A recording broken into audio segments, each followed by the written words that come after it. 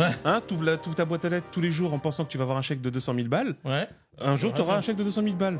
Mais vous êtes des fous. Hello tout le monde, je suis Kevin Razier, vous êtes dans CKR, le podcast préféré de vos podcasteurs préférés, épisode 55. Putain, ça va vite, on a déjà dépassé l'année si on devait, parce qu'à la base on faisait un épisode par semaine, donc là on a déjà dépassé le cap. Salut les cracks, salut à ma gauche évidemment Dr H, Salut. toujours présent, ça fait trop plaisir de le voir Toujours. comme d'habitude. Oh. Franchement, c'est pas pareil. Hein. Honnêtement, c'est vrai que c'est pas pareil que quand on fait les trucs à distance. Hein. Ouais. Ouais, non, là, c'est qu'il y a un kiff. Là, on partage un petit thé. Ça, j'avoue, ouais, exactement. Il y a Mani qui est là, évidemment. Ma chérie Gaëlle Canicagnan à la réalisation. Et il y a un nouveau Mascoff qui se prépare pour dimanche, c'est ça? Non, elle aura pas le temps, donc ce sera pour la semaine prochaine, promis. Voilà. Donc, mais en attendant, il y a celui avec Julien Zoa de la cité à la NBA. J'en dis pas plus. Il fait tomber le masque. Mourad Mokadem, notre showrunner, qui nous a concocté une superbe émission et qui est évidemment dans le chat. Et d'ailleurs, je viens de découvrir que Mourad écrit Cracks, C-K-R-A-K-S à la fin, alors que moi je l'écris avec un X. Je mets pas K-S à la fin. Ah ouais. Cracks. Bon, je sais pas. Dites-nous, vous, ce que vous On préférez. demandera à l'académie. Ouais, on demandera à l'académie pour statuer. Il y a Nafta qui dit il a suffisamment de croquettes, Mani, il va pas se venger sur une sauterelle encore. Non, c'est bon. C'est bon, les fenêtres sont fermées, on est tranquille. Bienvenue les cracks. Je lance un sondage, bah évidemment, à Afid IFOP. Afid FOP, on va l'appeler. La spécialiste des sondages sur Twitch. Et merci à vous de nous donner autant de support et d'amour. Et je vous vois sur le Discord, je vous vois sur le chat, ça fait trop plaisir, sur Twitch, partout. Et d'ailleurs, on va commencer toujours par les petits messages qui font plaisir, ou pas, hein, mais qui réagissent au dernier épisode. Là, il y a quelqu'un qui a envoyé « Bonjour la team CKR », donc ce message s'adresse à tout le monde. Hein. Déjà, bravo pour tous vos épisodes, c'est un vrai régal à écouter.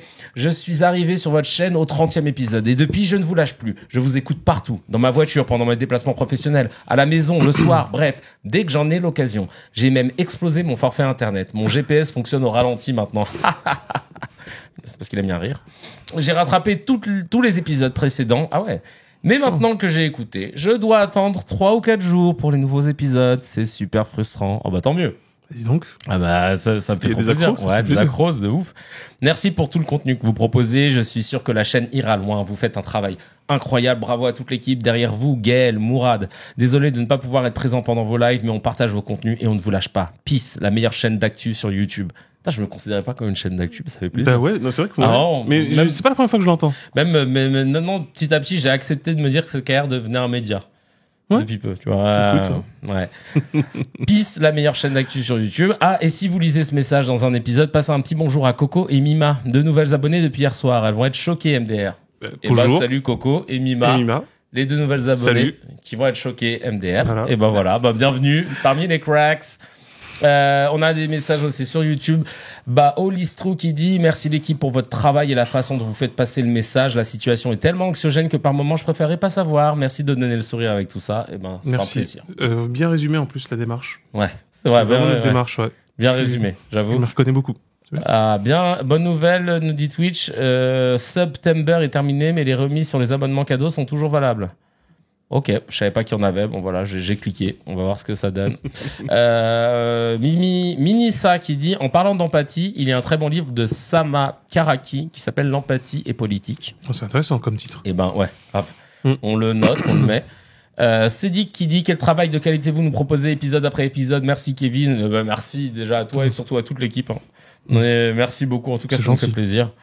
Monsieur Shahrukh Khan, ça c'est Ilesim qui nous dit ça. Il y a une interview de lui sur Netflix, on en avait parlé, Ouais, c'est ça. avec Letterman. Exactement. Et il a envoyé de l'argent par la fenêtre à un moment. J'ai oublié, tiens. Je tiens à rajouter qu'il est venu à la Réunion. Et il y avait une polémique parce qu'il avait déjà envoyé un sosie pendant des événements. Oh, Non, c'est ouf. apparemment, nous, on a reçu le vrai.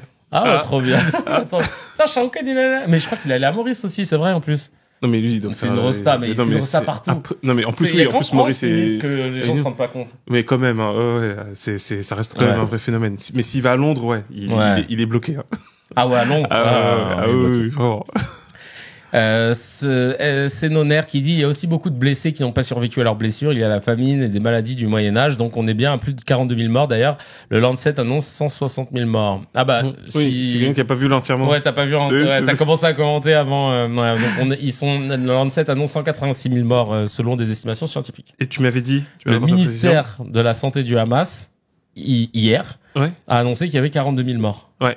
Parce qu'en fait, c'est parce il répertorie en fait les morts reconnus, donc identifiés. Ah, par de la famille ou par, exactement. Par des proches. Et en fait, le Lancet, il a pas fait sur place. Il a fait une estimation des morts avec un ratio de un mort pour 4 morts ricochés. Mais il y a aucun outil pour enlever des décombres. Mais oui. Donc et ça 60% de tout Gaza est détruite. 60%. Est-ce que tu te rends compte? Ouais. C'est-à-dire que tu sais, il y a mais infrastructures, bâtiments et tout. Donc forcément, mais t'as des milliers de gens sous les décombres. Des gens qui vont mourir sous les décombres, des gens qui sont déjà morts sous les décombres. Ah ouais. Mais tu te rends compte? Donc c'est 186 000 et comme tu l'as dit sur le Lancet, c'est en juin. C'était en juin, voilà. C'était en juin, donc en juin. On est en octobre. Putain, c'est chaud. C'est chaud. C'est très très chaud. Mais là, ce qui va être drôle, oui, non, je vais lui répondre. Non. Je sais pas. Non, mais ce qui est chaud, c'est de se dire aussi que retire ton portable de la table, me dit Mourad. Oui, c'est ça. Ah oui, ça y est, c'est bon, c'est coupé. Non, c'est bon, c'est réglé. Ah, vous entendiez le, d'accord. Oui, désolé. Non, c'est parce qu'on a eu un appel, hein. C'est Amigo qui a appelé. Alors là, vous manquez d'empathie sur les chiffres. Non, mais ce qui va être marrant, c'est de voir, si maintenant que le ministère du Hamas, de la santé du Hamas a validé, de son côté 42 000 morts authentifiés, c'est de voir du coup les médias occidentaux et notamment français qui détestent qui mettent tout le temps des précautions aratoires quand il s'agit des chiffres du Hamas, de voir si là ils vont pas les ressortir à toute berzingue, sans le dire du coup, sans préciser maintenant. Voilà. Non, ces chiffres confirmés du Pentagone. Non mais et puis ça a été confirmé par le ministère du Hamas qui est sur place. Donc tu vois, ils vont changer de... aucune âme, hein. C'est tout. C'est que la courbe de décès n'est pas linéaire. Ah oui, ce mec qui dit ce qui est chaud et malheureux, c'est que la courbe de décès n'est pas linéaire. Plus ça se dégrade, plus la courbe est exponentielle. Oui. Ah bah c'est clair. Oui, c'est ça. C'est exactement ça. Et enfin, dernier petit message de Haït Mbarek Mounir qui nous dit sur YouTube, Salem, Kevin et Dr H, j'ai découvert l'émission il y a 2 semaines. Je viens de finir de rattraper tous les épisodes, mais c'est dingue que les gens fassent ça. Tu sais, j'ai l'impression qu'on a, je sais pas, on a créé un animé.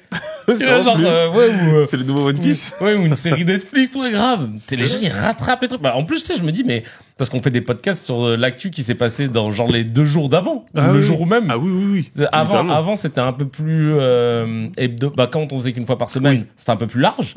Mais là, vraiment, là, on est sur vous avez déjà la fin de la saison. Mais apparemment, c'est kiffant. Écoute, ça fait plaisir. Non, parce qu'après, c'est vrai que sur les premiers épisodes, on avait quand même des thèmes qui étaient très philosophiques, très larges, etc. Ce que tu apportais. Donc, mine de rien, c'est intemporel, en vrai. Ouais. Sur beaucoup de sujets. Ouais. C'est bien dit, ça. Mais ça fait trop plaisir, en tout cas. Et donc,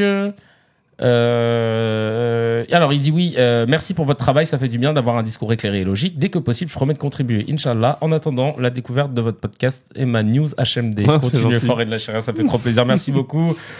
Merci, ça fait trop plaisir. Vous êtes l'un des rares à parler dans la vérité et avec humilité. Merci beaucoup, Andrea. Franchement, c'est trop gentil.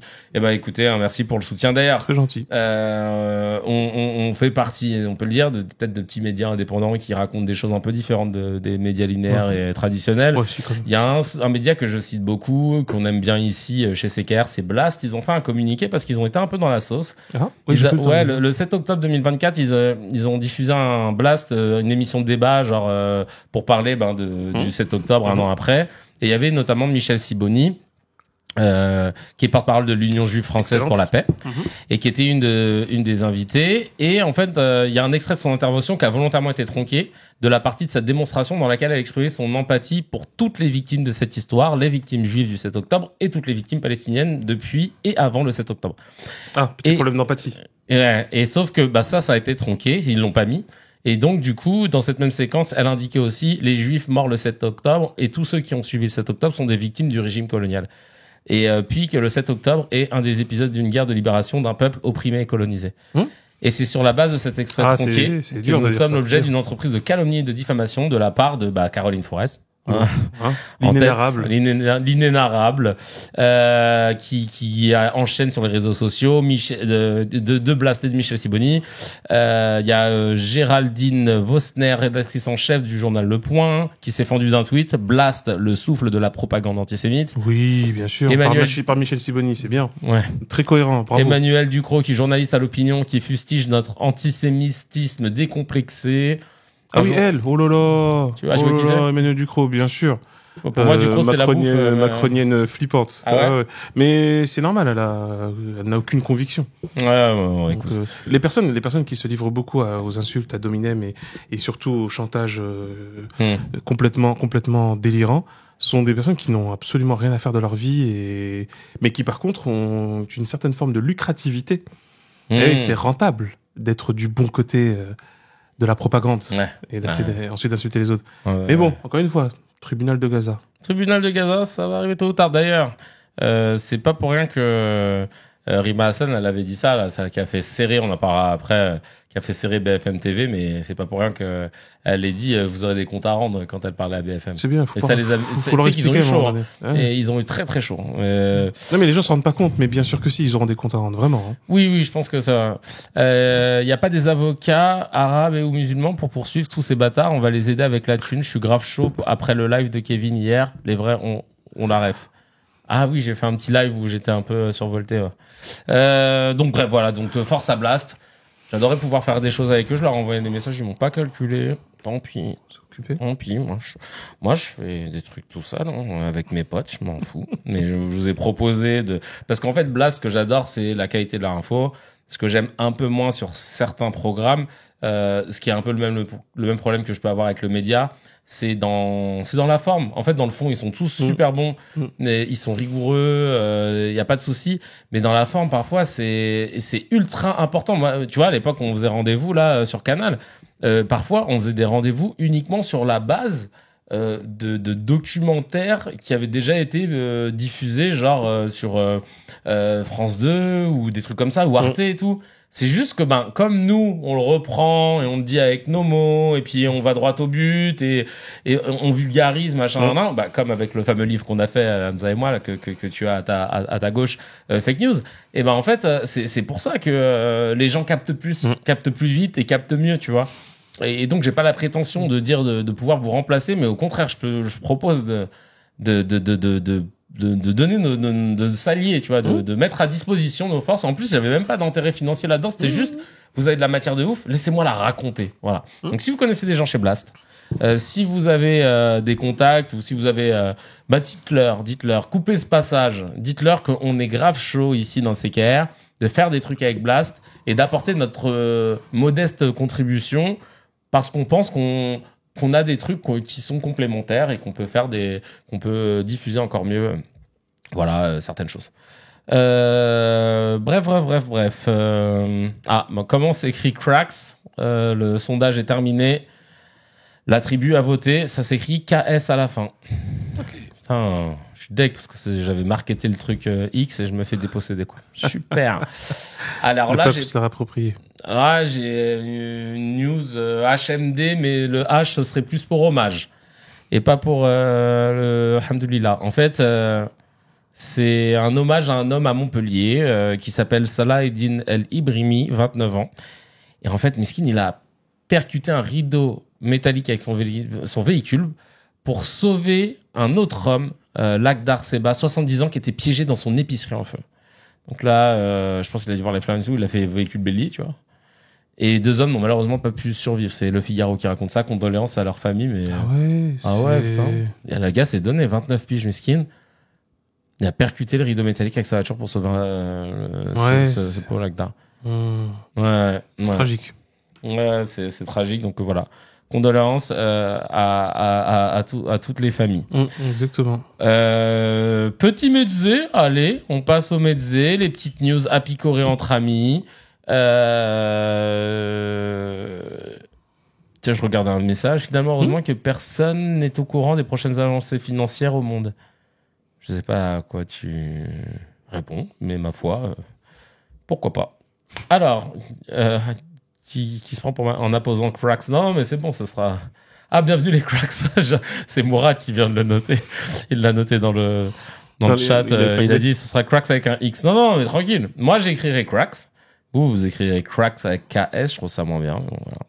Voilà. Et puis, vous serez banni. Alors, bis repetita, nouveau bombardement. Israélien à Gaza, ciblant une école à Der al-Bala, faisant au moins 28 morts civils. Ouais. Oui, désolé pour la prononciation. Mais, j'ai Dr H qui y rattrape. De son côté, Israël affirme avoir mené une frappe précise contre des terroristes. Oui, précise, très bien, très précise. Comme ça. Voilà, précise. Ouais. C'est bon, j'ai frappé. Précise. J'ai revu un extrait d'un. Mais je crois qu'ils écrivent précise sur les bombes, en fait. C'est ça. C'est une frappe précise. C'est la marque du missile. Voilà, c'est ça. C'est des précises de mille. On frappe beaucoup de précises. Nous, on envoie beaucoup de précises. On est à fond sur précises. C'est plein de précises. On a envoyé 5000 tonnes de précises. Ah ouais, nous, c'est précise. Vraiment, on est sur. Et peut-être d'autres aussi, ils les écrivent en pâtis. Ah oui, empathie dessus. Ça tient qu'à ça, au final. C'est nous qui avons pas compris les choses. C'est nous, on est cons. On est trop premier degré. C'est marrant ça aussi, comment les médias français n'ont pas cru bon de souligner tous les noms de Français, de personnalités françaises qui étaient notés par des soldats israéliens sur les missiles. Enfin, imagine juste l'inverse. On peut pas. On sait déjà que là, il y aurait 2 jours fériés. Mais il serait sous protection militaire, pas policière, militaire, genre avec drone et tout. Avec un drone, un tank qui vient les chercher pour aller faire les courses au Franprix. C'est menace de mort. C'est un truc de ouf. Station à la haine. J'ai pas vu l'interview de Zineb El Razaoui sur YouTube. Voilà. Tranquille, t'es plus obligé de l'écrire. Et donc, Israël vient de bombarder des tentes de personnes déplacées dans la cour de l'hôpital Al-Yemen Al-Saïd à Jabalia, à Gaza, faisant au moins 15 morts et plusieurs blessés. Oui. Mais et note de Mourad, les images sont absolument ignobles. Je trouve intéressant, moi c'est mon réflexe quand je trouve ça innommable, c'est d'aller voir en fait combien de fois les nazis ont fait ça. Vraiment, je suis très premier degré, de voir historiquement combien de fois les nazis ont bombardé des hôpitaux de campagne et des hôpitaux tout court. Voilà, littéralement. Voilà, je pense que ça peut être très intéressant de le voir. Histoire de savoir un peu où on se situe. Comme on dit, c'est de la taxonomie, tu vois. Dans la fiche de Petri, voilà. savoir c'est ça, exactement. On est sur du Rommel ou sur du Goebbels ou, voilà. C'est ça, c'est juste ça qu'il faudrait qu'on essaye de mettre un peu au clair. C'est tout, hein. Là, aujourd'hui, on est que là-dessus, hein. Non, mais c'est dingue. C'est fini, là. On est plus sur du truc gentil, là. Très clairement. Il y a dans les commentaires, il y a Erdot qui dit une frappe précise contre des enfants, à la limite. Et @Yams qui dit les fameux dommages collatéraux israéliens alors qu'ils ciblent des lieux publics. Non, mais c'est plus des dommages collatéraux. Non, mais c'est pour ça. En fait, là, tout le débat, j'écoutais c'est ce soir avec une infirmière de Médecins sans frontières qui racontait tout ce qu'elle avait vu, etc. Et il y avait tout un débat. Bon, autant vous dire que c'est l'horreur, hein, pas besoin de vous le repréciser. Et en fait, il y avait tout un débat sur le mot génocide. Est-ce qu'on peut dire que c'est un génocide? Est-ce qu'on peut elle disait elle a dit bon moi de ce que j'ai vu il y avait tout. Le seul truc, mais là je vous rentre dans les détails légaux, hein, évidemment. Droit international, tout ça. Voilà, c'est ça. Il leur faut l'intentionnalité. Voilà, c'est ça. Et ils jouent là-dessus. Et Raphaël Antoven a réitéré ce matin sur BFM, chez lui, quoi. Il descend. Oui, c'est ça, c'est dans sa chambre. Hein, j'étais dans la salle de bain, j'arrive. Dans la salle de bain, j'ai vu le bouton. Ah, ça tourne! Ah, bah, attends. Parce que ça tourne bien, parce que comme je suis habilité à rien dire. Voilà, je suis habilité à tout, moi. Et donc, en fait, Antoven, il disait, je sais plus, c'était soit ce matin, soit hier, qu'il y avait pas toujours, il continue à dire, il n'y a pas de génocide à Gaza, on peut pas dire qu'il y a un génocide à Gaza. D'accord. Merci, monsieur. Et donc, si tu l'as dit, c'est bon. Très bien. Pour nous. Pardon. Voilà. Vraiment, alors, je vais le répéter parce que peut-être que je l'ai pas assez dit et qu'on est, voilà, encore un petit moyen, un petit média. Donc, n'hésitez pas à vous abonner, à partager à tout le monde, à envoyer, à convertir du monde, qu'on ait une voix de plus en plus grande. Mais l'intentionnalité, elle réside dans quoi? Elle réside dans un truc très simple. C'est des propos de dirigeants qui ont alors, il y a plusieurs choses. Dans le génocide ou dans l'épuration ethnique, on parle de déplacement de masse de population. Tout à fait. C'est pas juste un génocide, c'est pas tuer tout le monde, hein. Non, c'est déplacement forcé de population. Tout à fait. ce que disait d'ailleurs sur C'est ce soir un auteur d'origine palestinienne, il disait quand on a un déplacement de population forcé, mais que la population ne peut pas quitter le lieu, parce qu'on rappelle que tout est bloqué. Égypte, et pour il y a l'eau, ou alors pour tout le reste, c'est il y a l'armée israélienne en fait. L'armée israélienne, voilà. Donc ils peuvent faire Rafah, la frontière. Voilà, c'est ça. Et donc à partir du moment où tu fais un déplacement de population forcé, où la population ne peut pas quitter la zone, déjà on appelle ça comment? En fait, déjà, il y a volonté là. Voilà, il y a volonté de nuire. Voilà, volonté de nuire. Littéralement. Ils peuvent pas prendre un billet d'avion et partir. Bah non. Parce qu'ils ont pété l'aéroport en mépris de toutes les conventions internationales. Il y avait un aéroport à Gaza. Ah ouais? Oui, ils l'ont shooté en. J'ai oublié l'année. Ouais, ça remonte. Ouais. Mais tu sais que c'est interdit de faire. C'est interdit dans le droit international. Je sais pas. Et en fait, il s'avère que voilà. Donc il faut qu'il y ait un déplacement de population forcé, qu'il y ait une volonté aussi de dégrader les conditions de vie. Donc ça, on l'a vu quand ils ont empêché, tu sais, l'électricité, l'eau courante, Internet, machin. Pareil, on a tous les éléments. C'est ce qui s'est fait au ghetto de Varsovie. Ouais, c'est chiant les parallèles, mais il faut les faire. Au ghetto de Varsovie, c'est ce qui s'est passé. Sauf qu'ils sont. Il n'y a plus Internet. Et Twitter surtout. Ils ont coupé Twitter. Non, mais c'est vrai que attends, mais c'était pas déjà un camp. Ils ont coupé. C'était un quartier en fait. C'était surtout. Ah oui, non, pardon, c'était un quartier. Tu vois, mais qui était enfermé, bloqué, puis ensuite ils l'ont bombardé.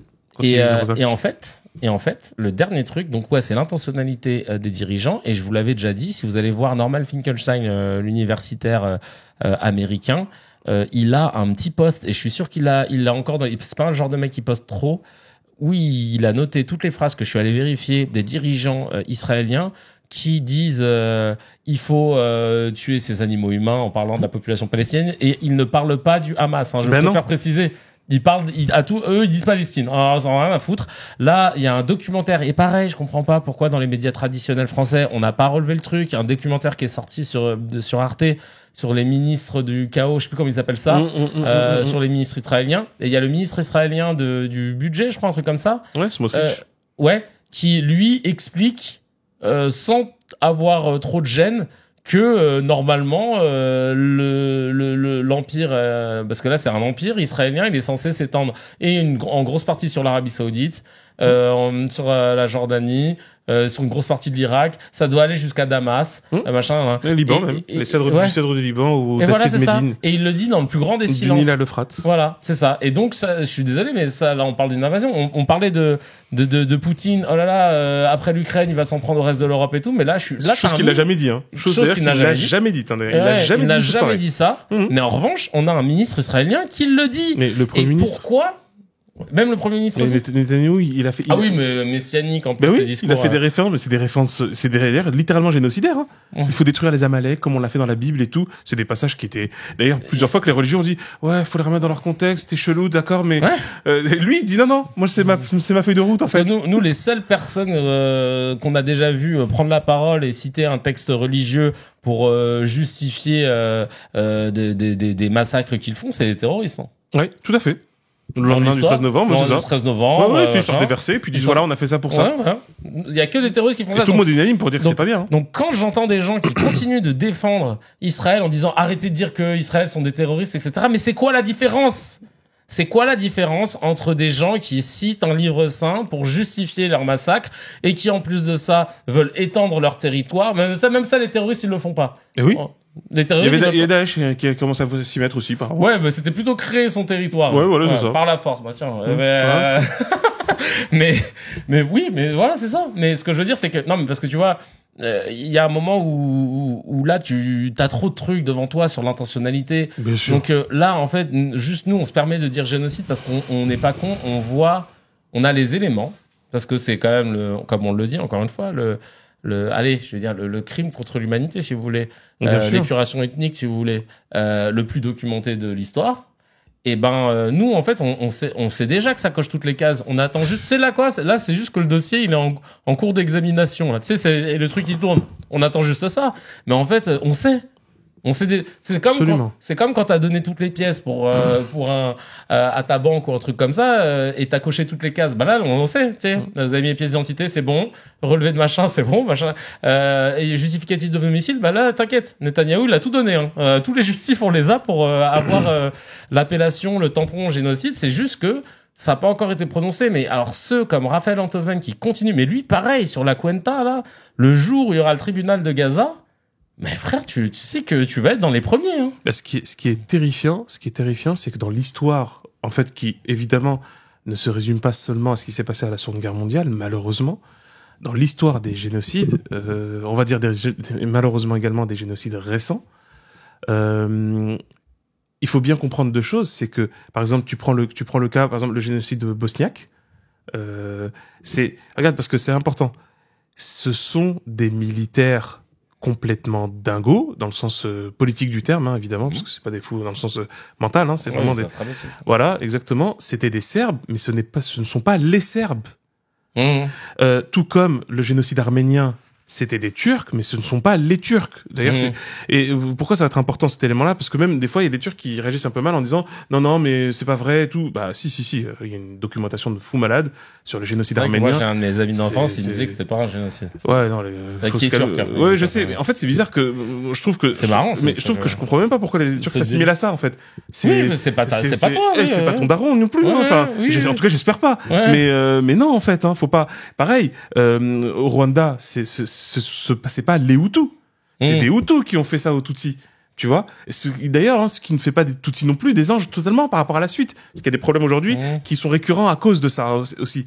Encore une fois, quand on est sérieux et rigoureux, c'est un fait politique. Les génocides, aussi monstrueux soient-ils, tout autant qu'ils sont, c'est des faits politiques. Ce sont donc des faits de gens qui sont des acteurs politiques. Ce n'est pas des faits populaires, hein.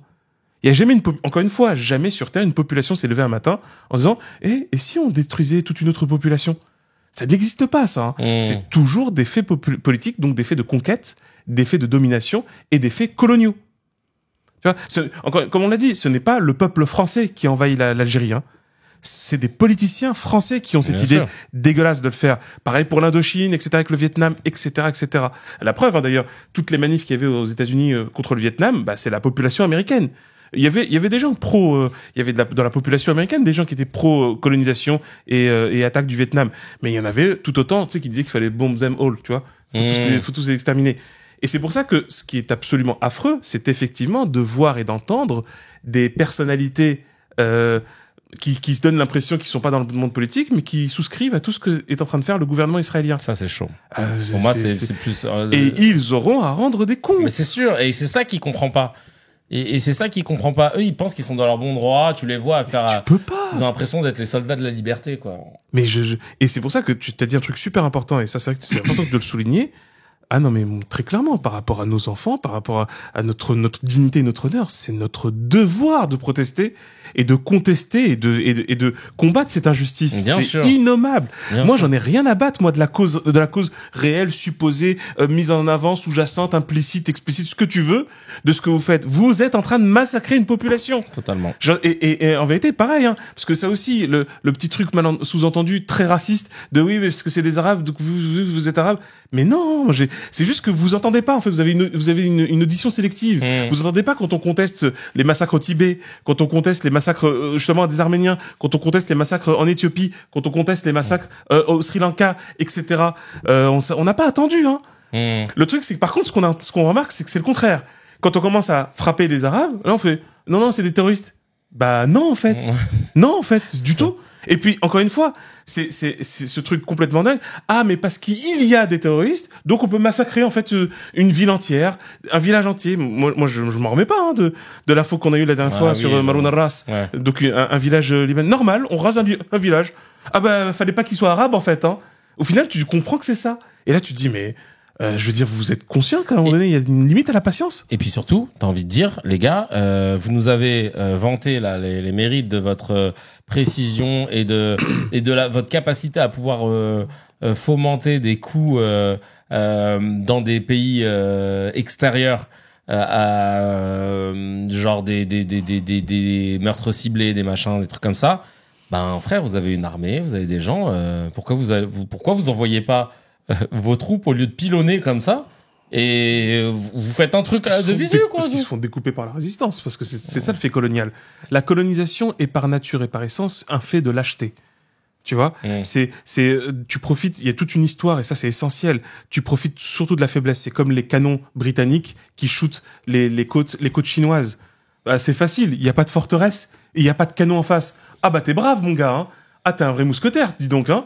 Oh là là, le courage. Bah oui, parce que c'est ça aussi, tu vois.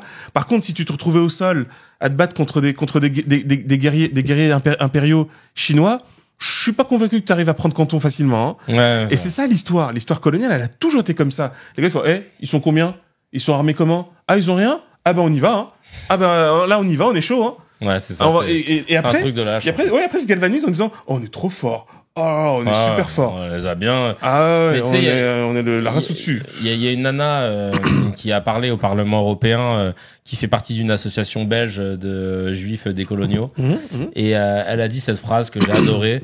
Elle a dit jamais dans l'histoire, des privilégiés n'ont abandonné leurs privilèges sans qu'on ne les contraigne. Ah mais c'est certain. C'est la stricte vérité. C'est pour ça que la dernière fois je te disais, est-ce que la diplomatie a déjà réglé des problèmes? Elle règle après, une fois qu'il y a le truc à péter. Ce que je veux dire, c'est que si il n'y a pas un truc qui pète, la diplomatie, le temps qu'elle se mobilise, la preuve en est, tu vois.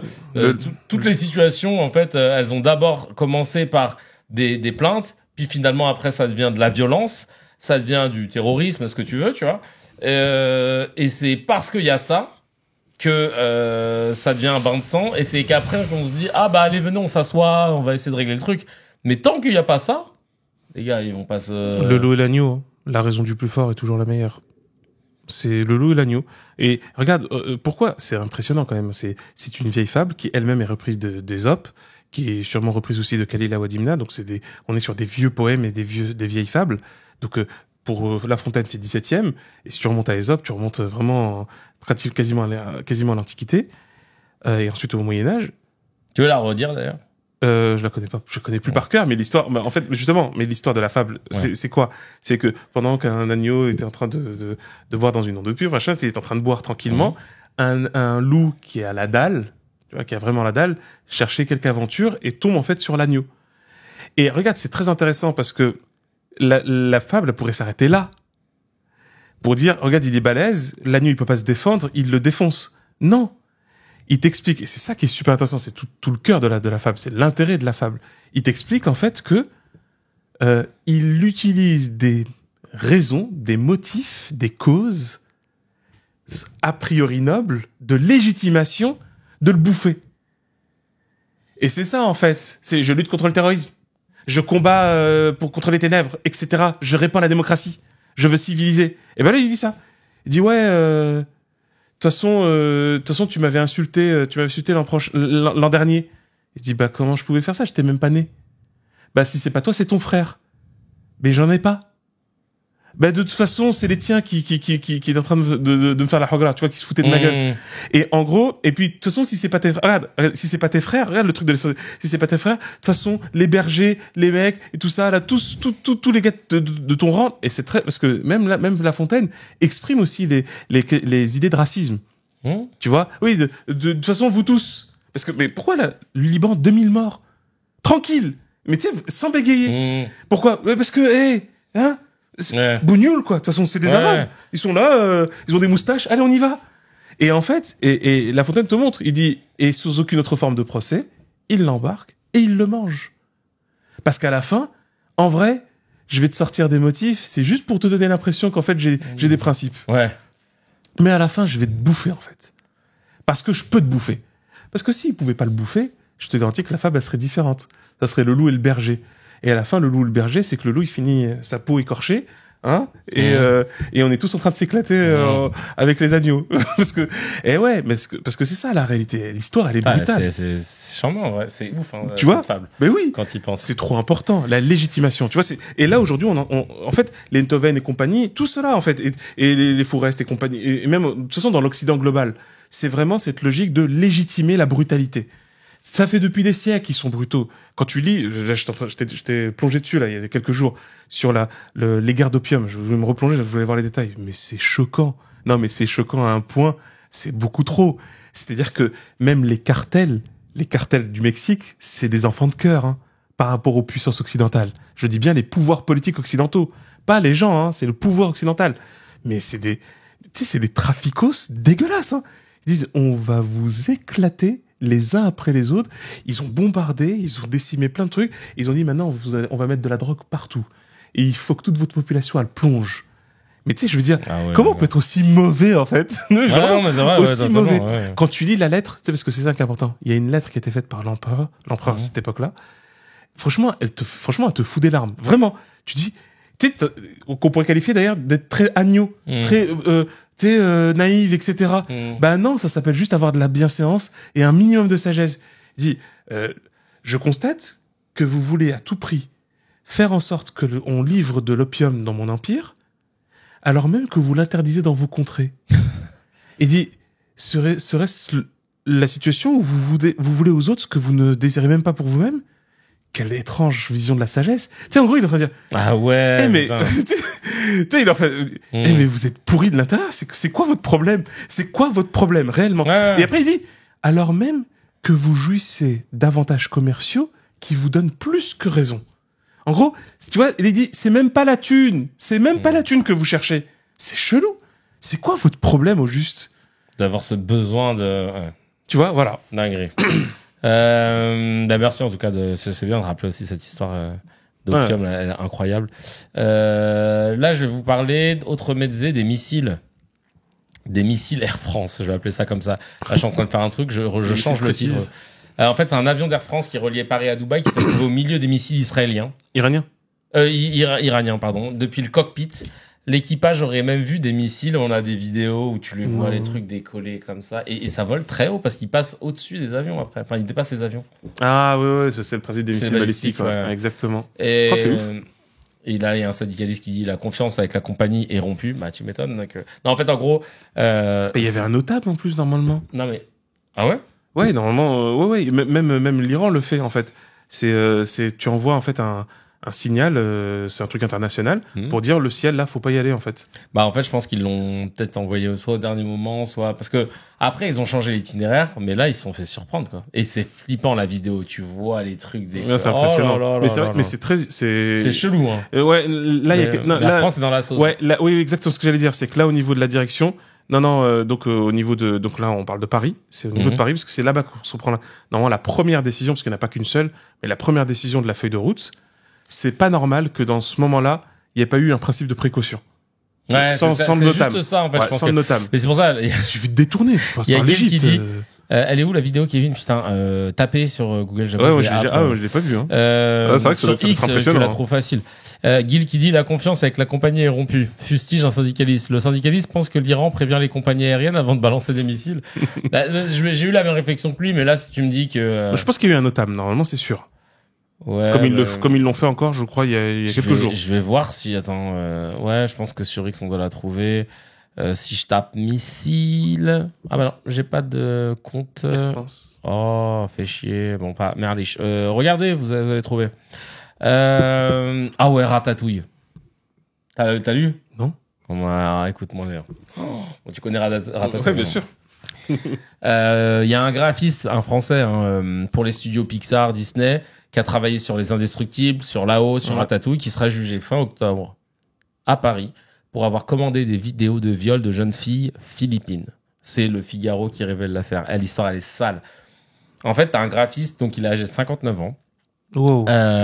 qui s'est fait attraper parce qu'il a pour avoir commandé et payé des vidéos sexuelles mettant en scène des enfants. Oh, un pédocriminel, quoi, normal, tranquille. Et en fait, selon le Figaro, ce qui s'est passé, donc il va être jugé pour complicité de viol de mineurs et traître d'êtres humains.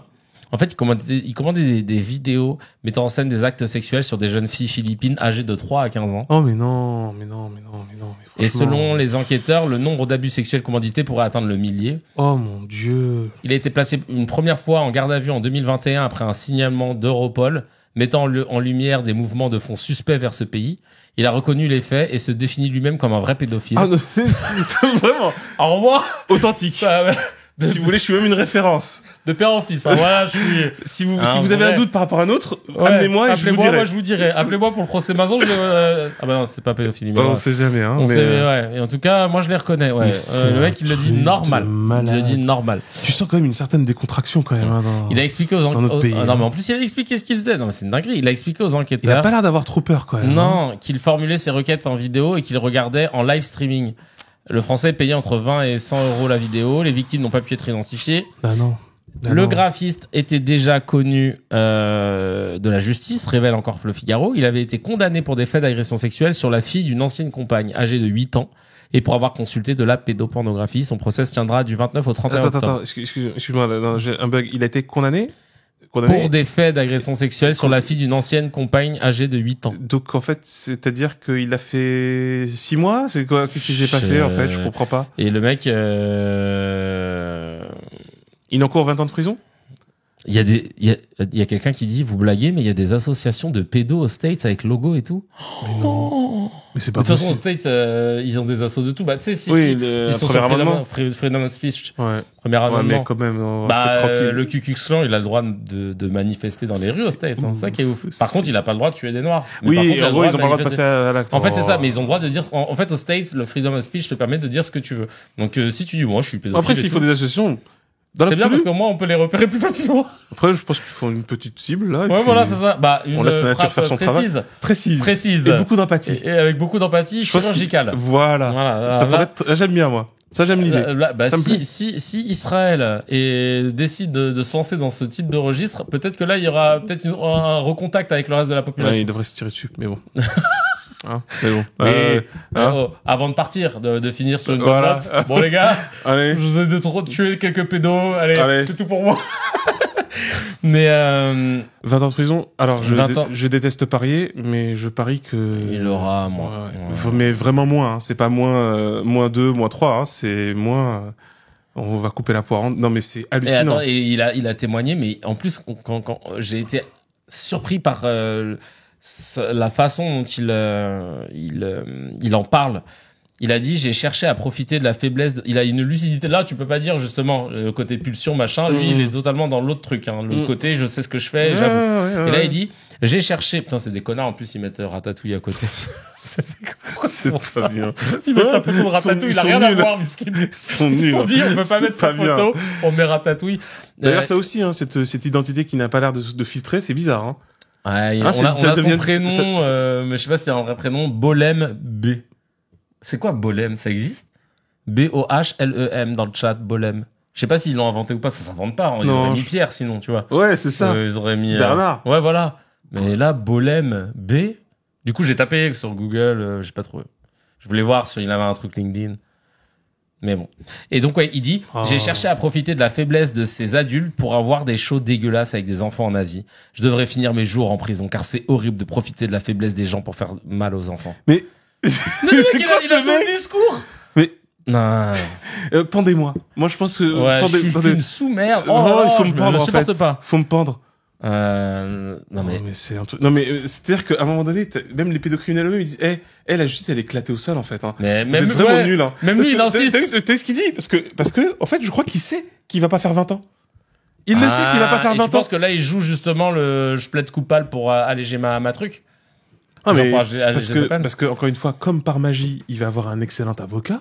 Oh là là, très étrange. Bah, je pense qu'avec tous les films qu'il a fait, il a dû coffrer, hein, j'espère. Non, mais c'est surtout que t'inquiète pas qu'il a même pas besoin de le chercher, c'est ça le pire. Ah, c'est les avocats qui profitent de la médiatisation du. Hein, comme l'ancien président de la LICRA qui devient l'avocat de Nordal Lelandais, quand même.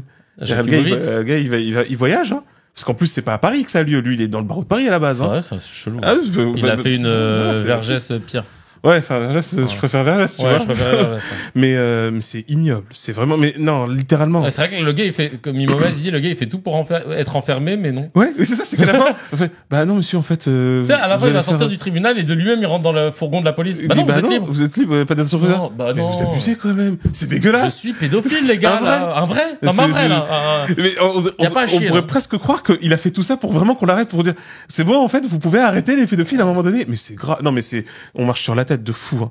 Et pareil, hein, le fichage, non, ça va, le fichage. Le fichage, là, aux States, ils le font, hein. Tu sais que non, mais Ah en ouais, gros, quand t'es fiché, tu te lâches en plus. gros, t'as une boîte, t'es n'importe quelle boîte. Tu vends des glaces ou tu fais des films. C'est là, t'es un candidat. Tu fais comme LinkedIn, en fait, justement, mais Ouais.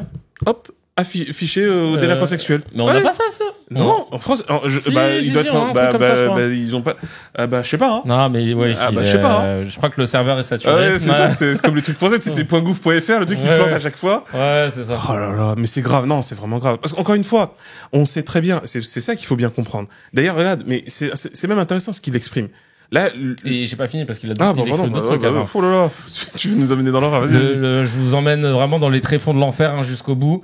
Le jour, Bolem B travaillait d'arrache-pied en studio, jonglant entre les logiciels d'animation au gré des commandes de réalisateurs. Le soir et jusqu'à plusieurs fois par semaine avant son arrestation, l'animateur se connectait sur le site Asian Model, proposant des vidéos de shows sexuels. Jusque-là, rien d'illicite, mais une fois la conversation lancée, une flopée de fenêtres pop-up apparaissait, invitant l'internaute à toutes sortes de pratiques. L'homme basculait alors dans une conversation privée sur Skype ou Yahoo Messenger, où une fillette était aussi conviée.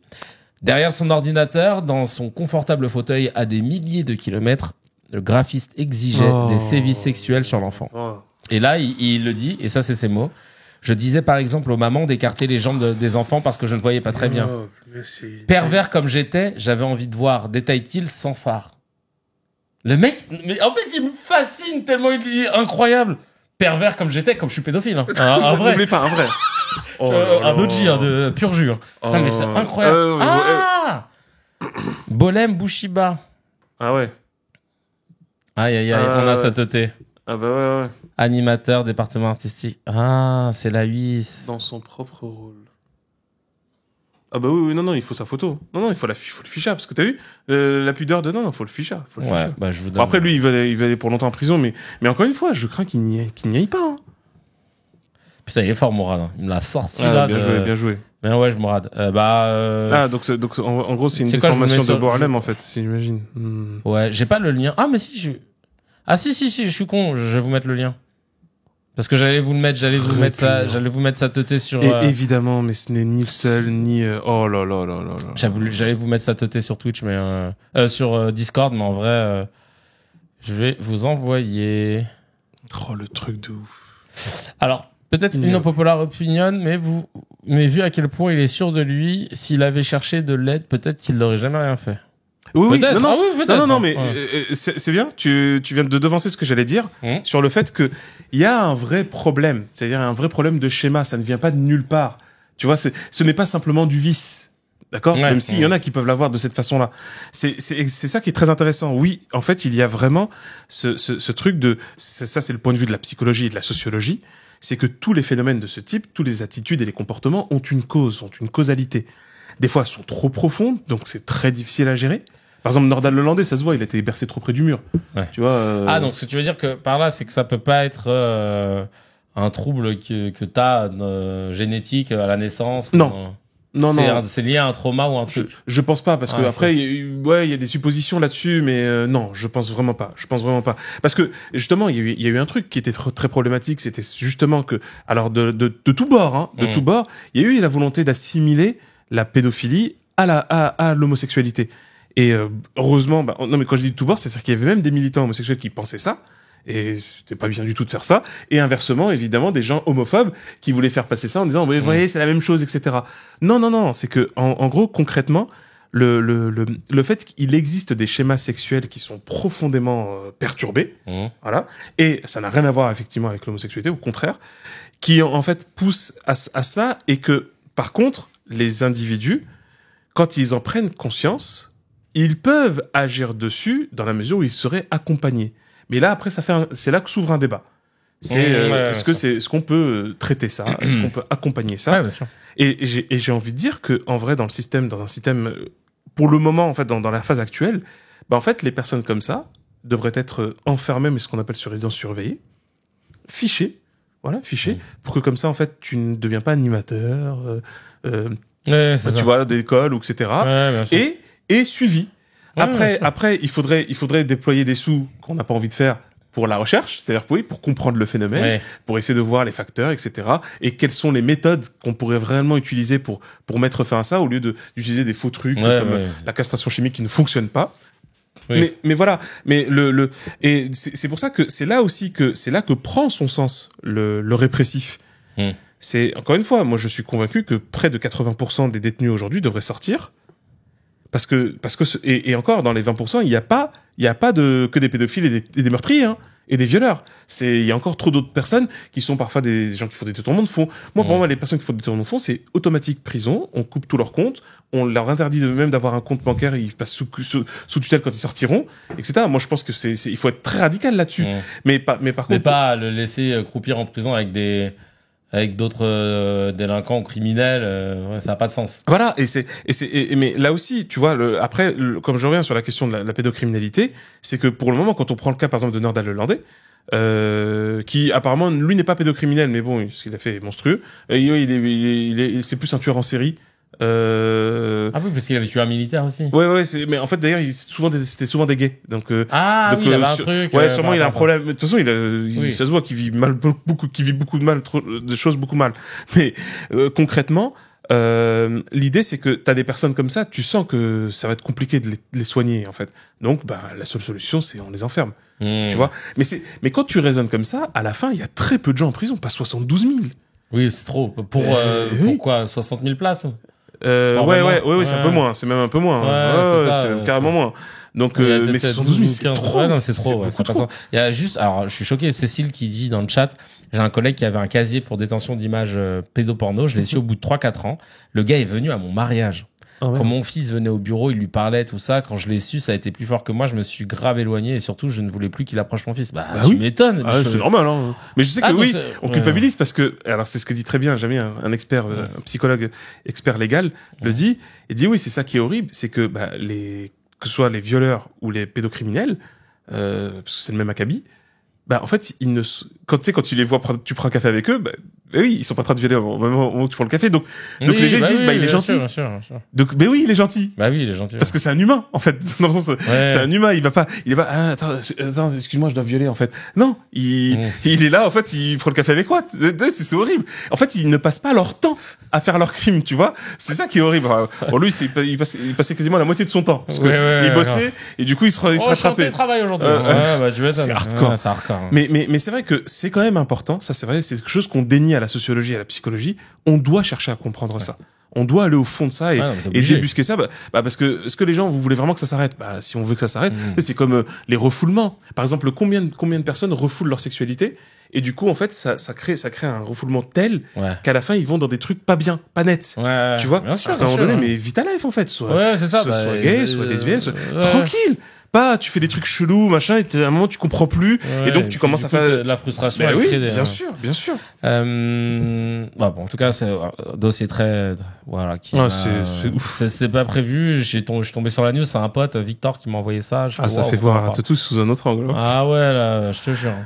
Je me rappelle qu'on a un député qui a essayé d'abuser d'une députée en la droguant. Allô, la terre. Tranquille. Non, mais ça, c'est ouf aussi. Pas inquiété? Non. Ça, c'est ouf. Non, mais là, ça va pas. Non, mais là, ça va vraiment pas. Mais c'est encore une fois que nous devons impérativement bien comprendre la nature du pouvoir. C'est une question de pouvoir. C'est ça. Je vous en parlais tout à l'heure, on en revient très rapidement et après on va faire nos comments. Rima Hassan a été coupée, donc comme on le disait sur BFM TV, en plein direct lors d'une interview après avoir déclaré à la rédaction de BFM TV: je veux dénoncer que vous avez été félicité par le porte-parole de l'armée israélienne, une armée génocidaire. On en avait déjà parlé parce que même on avait fait la fameuse blague. Ah non, mais ça c'était en off, je crois. J'avais fait une très très bonne vanne d'Adamza sur parce que en fait les gars ils ont dit oui. Vous insultez la rédaction. Oui, on insulte tout le monde, t'inquiète pas. La rédaction, ton père, ta mère, tout le monde. Et non, mais en fait, ce qui est drôle, c'est qu'il y a eu une mise au point de BFM TV. Tu vois, depuis qu'elle est députée européenne, mine de rien. On fait un peu plus attention. Ouais. Tu peux plus. Et là, BFM qui fait une mise au point, communiqué de la direction de BFM. C'est mise au point. Après la diffusion de l'émission BFM Story ce mardi. Je savais même pas que ça s'appelait comme ça. La députée Rima Hassan a mis en cause le travail de la rédaction en affirmant sur notre antenne que BFM TV avait été félicité par Olivier Rapovitz, porte-parole de l'armée israélienne. It's a fact. Elle fait référence à une interview réalisée ce dimanche à 18h lors de l'émission spéciale de Benjamin Duhamel en direct de Tel Aviv. En direct de Tel Aviv. C'est ouf quand même. Ça commence à être beaucoup quand même. En direct de Berlin. Alors voilà, Goebbels nous explique patiemment. Alors, BFM TV tient à rappeler le travail rigoureux, impartial, équilibré équilibrée de sa rédaction, dont témoigne le déploiement devrais sur dire le en allemand. terrain de sechs de Mannschaft et de cette équipe en Israël et au Impartial. Liban. Vas-y, ouais. Et la diffusion vendredi Très et dimanche impartial, soir d'un document exceptionnel réalisé par BFM TV grâce à des journalistes palestiniens à Gaza. Un document contesté en direct dimanche soir par le porte-parole de l'armée israélienne lors de cet entretien auquel faisait référence Riba Hassan. BFM TV vous propose de regarder cet entretien en intégralité. BFM TV Sponsor, vous hein. propose également de revoir le grand reportage 7 octobre, la riposte à tout prix de nos équipes Ligne Rouge. Voilà. Voilà. Merci. Merci. Voilà, je préférais le dire. Voilà. Et donc, c'est trop marrant parce qu'après, t'as l'autre, là, Florence Berger-Blacker. Berger-Blacker, qui a complètement tweeté. fait. Ah bah, comme par hasard, depuis que Madame Rima Hassan a parlé, là, vous mettez en lumière... en fait, en gros, BFM avait filmé un gamin, je crois, qui est libanais, qui était à l'hôpital, victime des frappes israéliennes, etc. Et donc, elle était là, ouais, voilà, comme par hasard, là, vous montrez des victimes de machin. Bah, Comme par hasard. comme par hasard, Oui. de ce qu'il fallait pas en comme parler. de par hasard, ouais, voilà. Et comme par hasard, il y a des morts au Liban. Comme par hasard, depuis que Rima Hassan a parlé, il y a D'un des... coup, il y a des morts, en fait. Il y a des gens qui Comme sont par blessés. hasard, comme par hasard, il y a 2000 morts. Alors que Comme par hasard, avant, vous on vous en parlait intéressez pas. à eux. Comme de par hasard. Hein? Ça commence à faire suspect, là. C'est quoi ce journalisme Hein là N'importe quoi. On sent, hein, franchement. Non mais elle est incroyable. Dans une haine, Il y a Vincent Batignol qui a mis une excellente vanne sur le chat. Regardez les 4 minutes équilibrées que nous avons faites depuis le 7 octobre 2023. je te jure, un très équilibré, 4 mais minutes 50 ans. Regardez. hein, vraiment là. Ah, vous allez halluciner. Hein. Vraiment, là, c'est... non, laisse tomber. Vraiment, Pepsi Light ce coup-ci, je te Ouais, jure. je te jure. Je te jure. Exactement. BFM, Durand Loïc qui dit BFM TV est un média qui est officiellement apparu comme une officine du gouvernement israélien. Ce média français préfère servir les intérêts d'une puissance étrangère plutôt que de son propre pays. En plus d'être propagandiste, il n'a aucune fierté nationale. Ouais. Après, il faut dire la vérité, bah, c'est une chaîne privée, en fait. Hein. Chaîne privée, donc voilà, s'en fout. The Niwa, mais c'est une chaîne d'infos et c'est là que le bas blesse parce que C'est normalement, vrai. t'es pas censé être partisan. Puis je pense qu'il y a des subventions Oui, il me semble, peut-être. qui viennent de nos impôts. Peut-être, ouais. Bah, c'est ça, en fait, avec l'Arcom, j'imagine. Je sais pas. Bah oui. En tout cas, il y a une transmission gratos. C'est ça, non? Le canal est gratuit. Ah bah oui. Voilà. Ah bah oui. Le canal est gratuit. Ah bah oui. Qu'ils n'ont pas donné aux médias, par exemple. Mais je pense qu'il y a des aides, hein. La presse écrite a des aides. Ouais, donc ça me surprendrait pas que... Je crois que même, tu sais, genre Libé, tout ça, ils ont des 4 millions par an. Bah, elle est trucs. privée, hein, la presse écrite, donc bah, voilà. Donc faut pas Ouais, chercher loin. non, il y a grave moyen. Et sachant que de toute façon, ceux qui possèdent des chaînes ont des canards, des machins et tout, donc c'est le même portefeuille, vaste communicant. Mais bien sûr. voilà. Évidemment. Obviously. Elle les a humiliés carrément, ils ont fait un communiqué. Ils ont Ça se fait pas. Ça se fait pas. Ça se fait pas. Elle a parlé des trucs vrais. Ouais. D'où elle dit la vérité, Ouais. là. Nous, on fait notre truc, normalement, personne conteste. On fait comment pour avoir un canal gratuit? J'en veux un, moi, je te jure. Non, Ouais, c'est vrai. Ah bah le média ils l'ont mal, hein. Je te jure qu'ils en parlent à chaque vidéo quasiment. Bah ouais, je là ça comprends, ils ont hein. commencé à arrêter, mais bah, normal ouais, parce que tu te dis vous donnez, j'ai pas hâte de voir la chaîne qu'ils vont créer à la place de Énergie 12.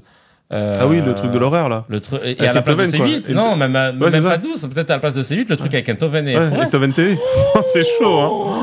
qui va s'appeler Il n'y a pas de génocide. Ouais, Bienvenue je dans te jure. Satan TV. Satan TV. Voilà. Belzébuth a dit. ouais. Bienvenue dans Nous dans allons parler Bibi, des... dis-moi. Voilà. C'est le livre du diable. Ah ouais, Alors, je te jure. selon la première loi, tu tueras ton prochain. Ah non, ça va être... Et putain, franchement, venez un jour, on sera une émission comme ça, on va essayer d'imaginer le programme Enthoven et compagnie, ça va être l'enfer. Empathie TV. Ah Ouais, ouais, voilà, trouvez ouais, la Empathie TV. comment Empathie appeler- TV. Bah, tu sais, comme le... Empathie TV. Oh, bah ouais, ça Empathie Empathie TV. TV. Oh, Ouais. pas mal. Comme le moine, le moine bouddhiste de l'armée israélienne. Comment, quand tu bombardes, tu es en pleine conscience Ouais. que tu n'envoies pas la bombe. La bombe part et elle détruit tout et tu fais ton devoir. Et tu ne fais qu'un avec ce devoir et tu vis ce moment présent. Ouais, tu sais, la méditation. Ils faisaient de la méditation de pleine conscience pour les soldats israéliens.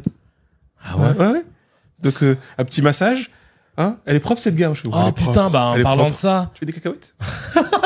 en parlant de ça, justement, Vincent Batignol, il m'a envoyé sur Insta un reportage incroyable. Alors, je l'ai regardé un peu vitef, mais j'ai halluciné. Tu sais que il y a une entreprise qui fait du béton, donc une Comme Eiffage, entreprise suisse Mhm. qui, ouais, comme Eiffage, etc., qui vend le béton. Et en fait, eux, Un ils vrai ont une business, hein. particularité, c'est qu'ils vendent du béton ésotérique. Parce qu'en fait, il est fait avec des os d'oiseaux, Attends, mais Vincent, dis-moi dans le chat si ils mettent des trucs, des graines, des machins et tout, pour dire qu'en fait, il y a un bien-être, que quand tu marches sur ce béton, t'es mieux que quand tu marches sur un autre béton. Et ils ont réussi à vendre ça, genre, ils ont des budgets d'État.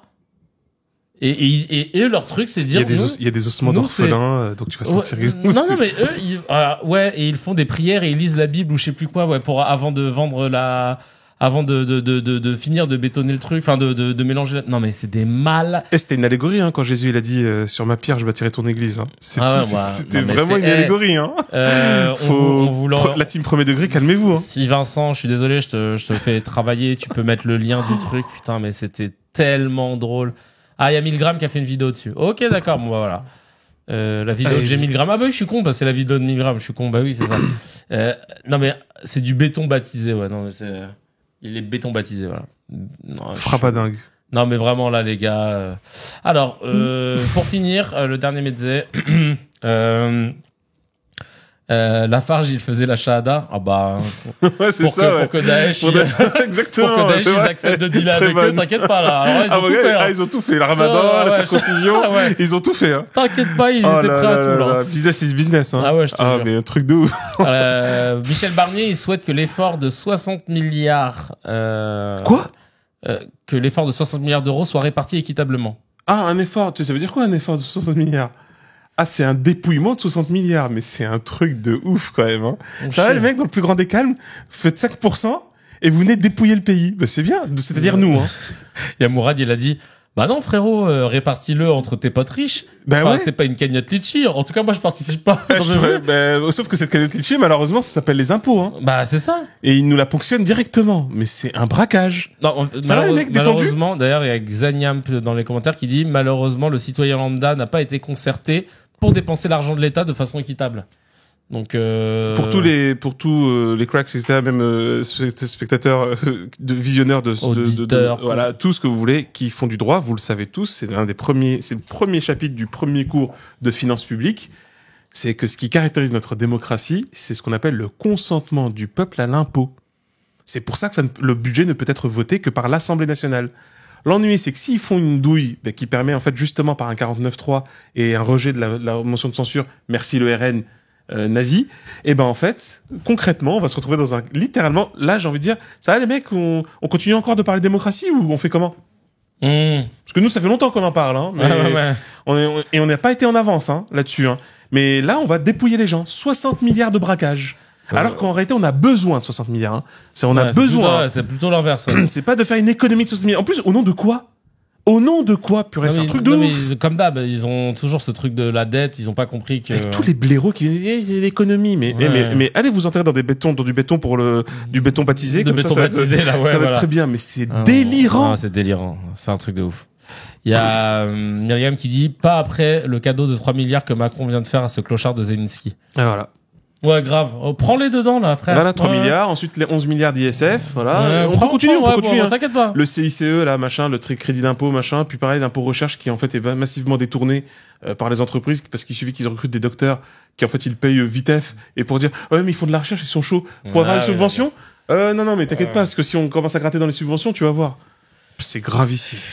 À un moment donné, il faudra se poser des questions, quand même, les mecs, Je te jure. Je sais pas, je dis ça. Je te jure. Allez, c'est parti. On s'attaque aux no comment. Vous connaissez les règles du no comment. Je lis des news. On n'a pas le droit de les commenter. Si vous nous suivez actuellement sur le chat, vous n'avez pas le droit de commenter. Vous pouvez mettre que des emojis ou des gifs. Ça y est, j'active l'option. Et d'ailleurs, idem si vous tombez sur cette séquence sur les réseaux sociaux. C'est parti. On commence avec la première news. La fille de Brigitte Macron, avocate, rejoint l'équipe de Touche pas à mon poste sur C8 pour une chronique sur la justice chaque semaine. Oh, c'est... C'est supportable. Israël a tiré à plusieurs reprises sur des journalistes à Gaza. Ouais.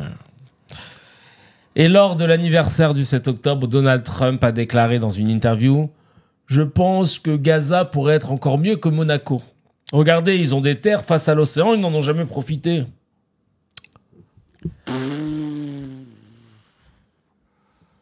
Ouais. Allez, on va se faire notre petit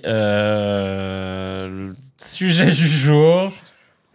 Sujet du jour. En plus, ça me dégoûte. Tout à l'heure, je regardais Prince de Bel-Air. Trop bien. Et- Le nouveau ou l'ancien? Alors les deux. Alors j'ai l'ancien, mais le nouveau est très bien aussi. Oui, tu m'avais dit, mais l'ancien est trop bien. Et en fait, je regardais tous les caméos qu'il y avait eu de stars, tu vois. C'était Oprah, Chris Rock, machin. Dis-toi que pour le dernier épisode, c'est trop stylé parce qu'ils ont fait venir. Il y avait Arnold et Willy qui était venu avec Monsieur Drummond. C'est parce que le dernier épisode, Je me genre ils souviens. vendent la maison des Ah oui. familiales et du coup t'as que des caméos comme ça. Après t'as eu, alors en France on connaît moins, même pas du tout. The Jeffersons, c'était une série, une sitcom d'une famille noire. C'était une des premières d'ailleurs, quasi en même temps que le Cosby Show, mais nous c'est plus le Cosby Show qu'on a connu. Et du coup là pareil, t'as le fameux George Jefferson qui vient. Il a une démarche particulière aux États-Unis, c'est culte, tu vois. Il a ce truc qui marche comme ça. Et tout. Enfin, chez eux ils aiment bien. Et bref, il vient, pareil, pour garder la maison, machin. Hein. Et dans les c'est une série caméos, stylée, quand alors même. c'était pas pour le dernier épisode, mais il y a déjà eu aussi Donald Trump. Et qui parlait déjà... il était déjà yeuve, en fait. C'est vrai, il a pas bougé. Non, mais c'est déjà une merde. C'est Ah déjà ouais, dégueu, déjà c'est une déjà dégueu. grosse Ouais, merde. c'est... Lui, il est dans le marathon de la... Voilà, hein, c'est tout. Hein. Ah Il sera ouais. président. Oui, bah, C'est pas une prédiction difficile à faire. Hein. ouais, j'avoue. On voulait parler d'un truc. On sort de l'actualité, etc., etc. Prendre de la hauteur. On prend de la hauteur, exactement. Tu vois, sur une question très simple, qu'est-ce que c'est d'être riche? Je pense que c'est une question philosophique. Par exemple, ma sœur Kiki, qui nous écoute tout le temps, d'ailleurs, gros bisous Kiki avec mes neveux. Pour elle, être riche, alors elle est naturopathe, elle fait aussi des massages, elle rêverait de pouvoir être... pour elle, la richesse, c'est d'être en bonne santé, elle te dirait. La richesse, c'est d'être en bonne santé, c'est le plus important. Et son rêve, c'est d'être digital nomade. Donc en gros, non, pardon, pas digital nomade. Enfin si, mais en fait, son rêve, c'était d'être géographiquement indépendante. Je crois qu'elle m'avait dit ça, un truc comme ça. Donc en gros, de pouvoir bouger quand elle veut, quand elle le souhaite et tout. Moi, par exemple, je pense que ma vision de la richesse, c'est un peu ce que j'ai entendu dans une interview d'Alexis Michalik, où le mec il disait moi ce que la chance que j'ai, parce qu'il lui disait alors c'est quoi que vous voulez comme projet, machin, c'est quoi votre rêve? Il dit mais en fait moi la chance que j'ai, c'est de pouvoir aujourd'hui me dire que si j'ai envie de, je sais pas moi, d'écrire un film, je peux l'écrire, de sortir un livre, je peux le faire, de faire une pièce de théâtre, mais je suis plus obligé de le faire pour vivre. Je peux le faire uniquement parce que j'en ai envie. Et j'avoue que je me dis, putain, moi, mon rêve, c'est vraiment parce que tu vois, la pression de la société, elle m'étouffe. Surtout en ce moment, avec les factures, les machins et tout, on est dans un truc où le système bancaire, où la façon dont les banquiers, parfois, ils peuvent t'infantiliser. Et quand ils te disent, pensez à régulariser votre situation, t'as envie de dire, mais Chacal, tu connais mes comptes mieux que moi. Tu sais très bien qu'il n'y a pas 15 000 balles qui vont sortir de nulle part pour régulariser. Tu veux que je sorte d'où l'argent? Tu vois, et quand tu leur demandes, bah vas-y, aidez-moi, machin, pour faire un peu de trésor, et puis on étale tout ça, on lisse ça sur plusieurs... vous voyez ma capacité de paiement, on étale tout ça, ils vont dire, bah ouais, mais non, en fait, non, on peut pas. Tout, ouais, donc en fait, vous servez à rien. Et en fait, quand vous mettez des coups de pression d'agio, de machin, en vrai, vous êtes super content. Et ça, je l'ai découvert quand j'avais fait le rendez-vous sur les frais bancaires. Parce que, en fait, on se rend compte que la banque, plus t'as des frais de rejet, des agios, des machins, et c'est là qu'elle se fait de l'oseille sur ta gueule. Et c'est vrai que, du coup, moi, je pense que le jour où je peux à titre personnel, le jour où je peux me dépatouiller de tout ce truc-là de la société, quoi, de plus devoir d'argent à personne, et de pouvoir me dire si j'ai envie de rester sur mon canapé 3 mois, je peux le faire et il se passera rien, tu vois. Bah pour moi, ce serait une vraie richesse, tu vois. Je sais pas, c'est quoi toi ta définition de la richesse? J'aime bien. En fait, il y a le technique et il y a le philosophique. Ouais, c'est-à-dire Tu que vois. mais toi en tant que Dr H et après Ouais. on pourra parler de philosophie. Bah moi j'aime bien j'aime beaucoup le sens de en vérité la richesse est le mauvais terme pour désigner la liberté. Ouais. Parce que le vrai fond c'est la liberté, c'est d'être libre. Et d'ailleurs, faut qu'on ne s'y trompe pas. Hein, tu vois, c'est pour ça. Pour moi, c'est ça. C'est que je demeurerai riche tant que je suis libre. Et tant que je suis libre, je reste riche. Le truc, c'est parce que c'est basé. Ça, c'est un peu basé sur mon héritage culturel et on va dire la tradition philosophique qui. Tu vois, le terme arabe de riche, c'est rani. Ah ouais? Ouais, Rani. En fait, c'est Rani. Alors, si on l'écrit en phonétique, c'est R-A-N-I, mais sinon, normalement, c'est G-H-A-N-I. Et dont le substantif, c'est le Rina. Et en fait, pourquoi ce terme est important? Aujourd'hui, il est souvent utilisé pour dire riche. Les Arniens, on va dire, ce sont les riches. Mais en réalité, en langue arabe, ce mot signifie l'indépendance, l'autonomie. C'est que je ne dépends de rien ni de personne. C'est ça, ouais. C'est ça, ouais. Moi, c'est juste voilà, ça, quand on dit, moi, d'ailleurs, on l'utilise même comme verbe pour dire que je ne dépends pas de ça. C'est un arani ou un del, et que je suis indépendant de ça. Je n'ai pas besoin de ça. Et donc, c'est ça qui est intéressant, c'est que donc la richesse se définit, se vit comme étant le fait que tu as peu de besoins et que tu dépends de très peu de choses. Alors, humainement parlant, c'est impossible de manière absolue. Tu peux pas être indépendant absolument.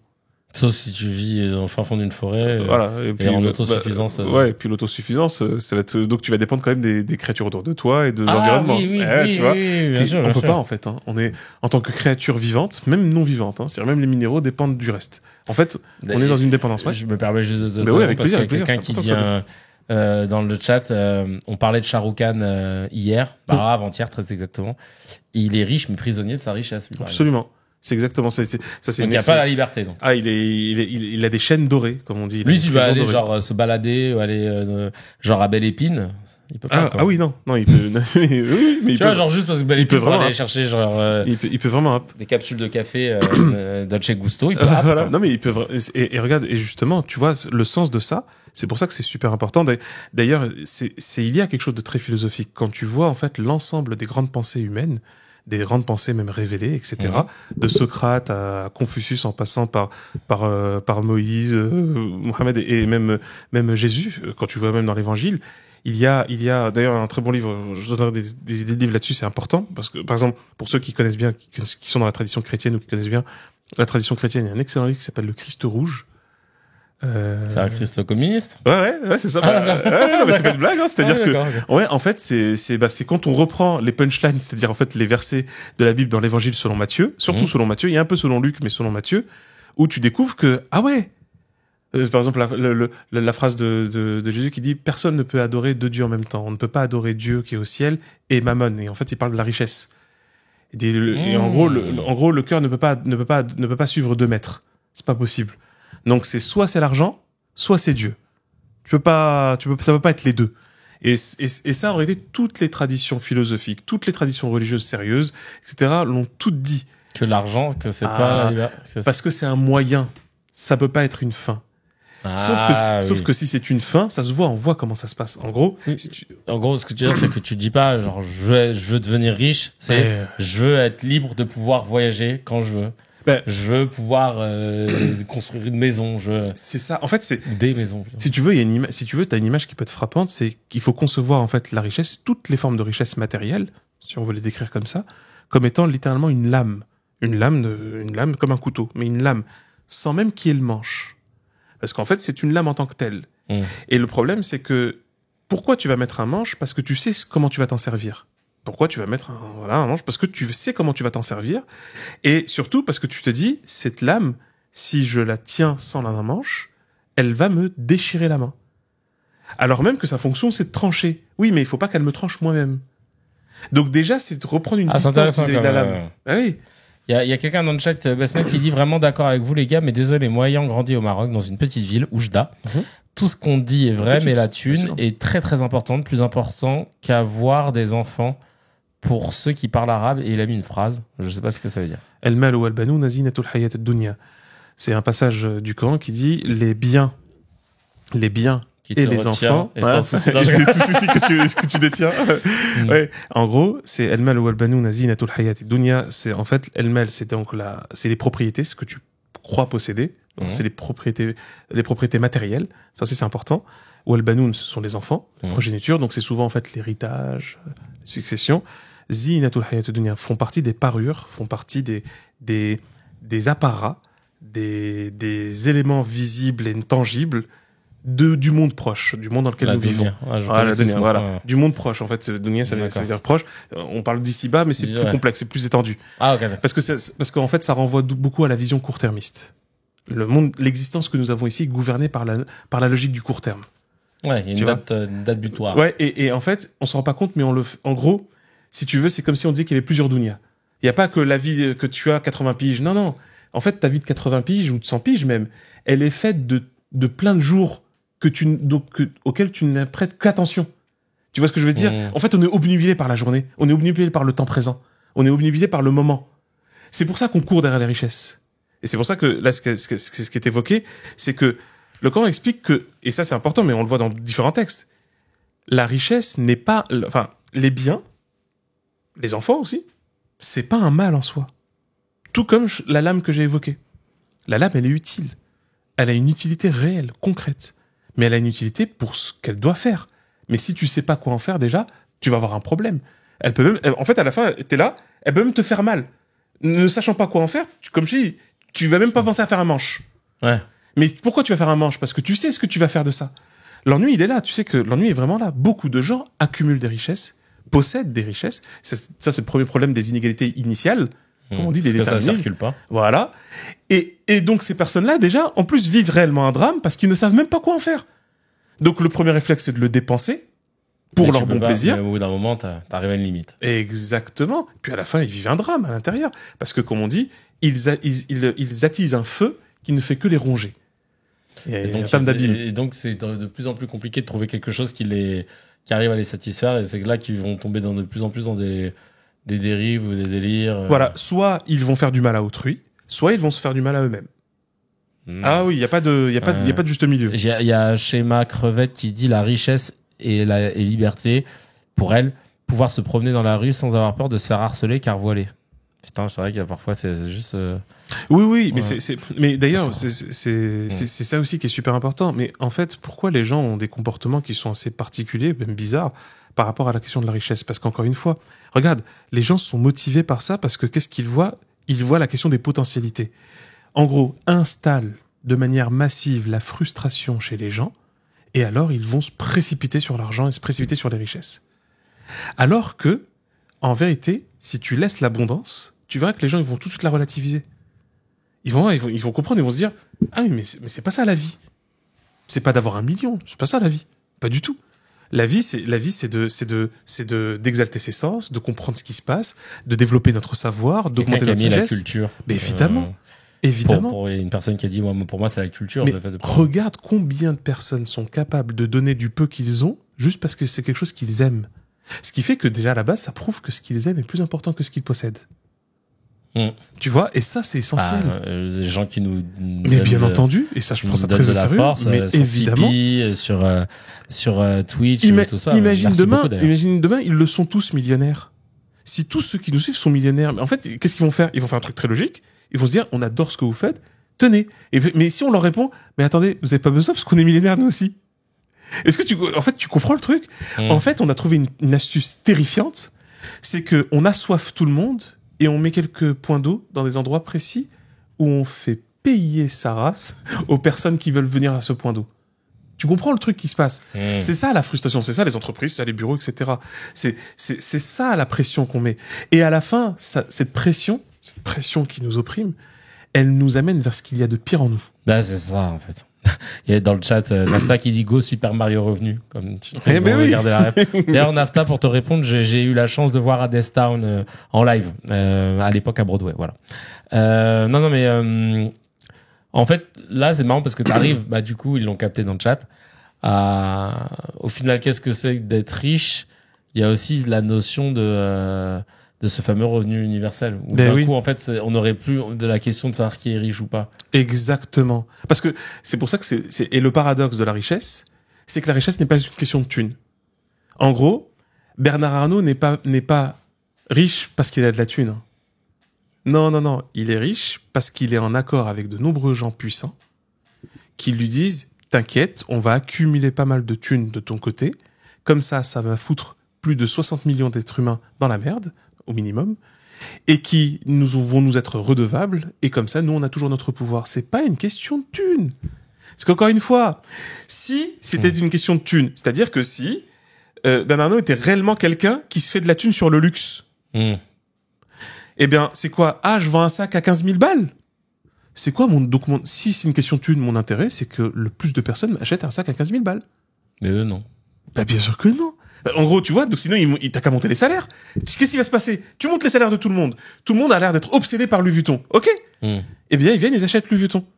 Bah, si tu passes de 10 personnes qui achètent Louis Vuitton à 10 000, 100 000, 1 million de personnes qui achètent Louis Vuitton, je sais pas, je suis peut-être pas bon en maths, mais quand même, ça m'a l'air plutôt clair, là. Ah bah non!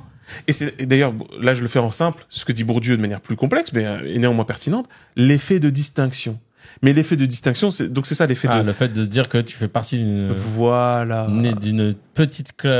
petit groupe qui peut se permettre. Il y a que les petits gens qui pensent comme ça. Il y a que les gens qui ont rien, qui n'ont aucune profondeur, qui ne se sentent grands que lorsque les gens, ils les voient petits.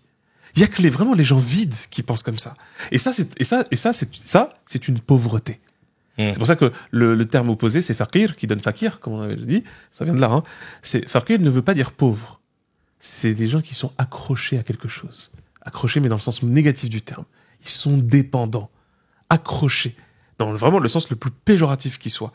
Et en fin de compte, ce sont des esclaves dans le sens le plus profond et philosophique du terme. Et quand tu vois c'est pour ça que, par exemple, tu me fais penser, il y a un compte, c'est un compte Insta, j'ai oublié le nom de ce compte-là, c'est un Français qui travaille en Allemagne, et ce qui fait, je trouve ça absolument génial, c'est qu'il montre toutes les mille et une façons de détester son travail, de faire ça que pour recharger ses droits de chômage, et que dès qu'il peut, il se barre. Comme ça, il peut voyager et faire sa life. Et qu'après, il est obligé de retravailler. Mais comme il est obligé de travailler, il est pas dans c'est bien, tu sais, le monde LinkedIn dégueulasse. Non. Mon job, c'est de la merde. Ma entreprise, c'est une entreprise de merde. Et en fait, tout ça est absolument inutile. C'est une fiction dégueulasse, mais qui est nécessaire pour moi pour payer un loyer. Mais ça, c'est quelqu'un de libre. Tu vois? Ouais, parce que c'est lui qui utilise, exactement. Le système, Il traite une cuillère comme une cuillère. Pas comme une idole.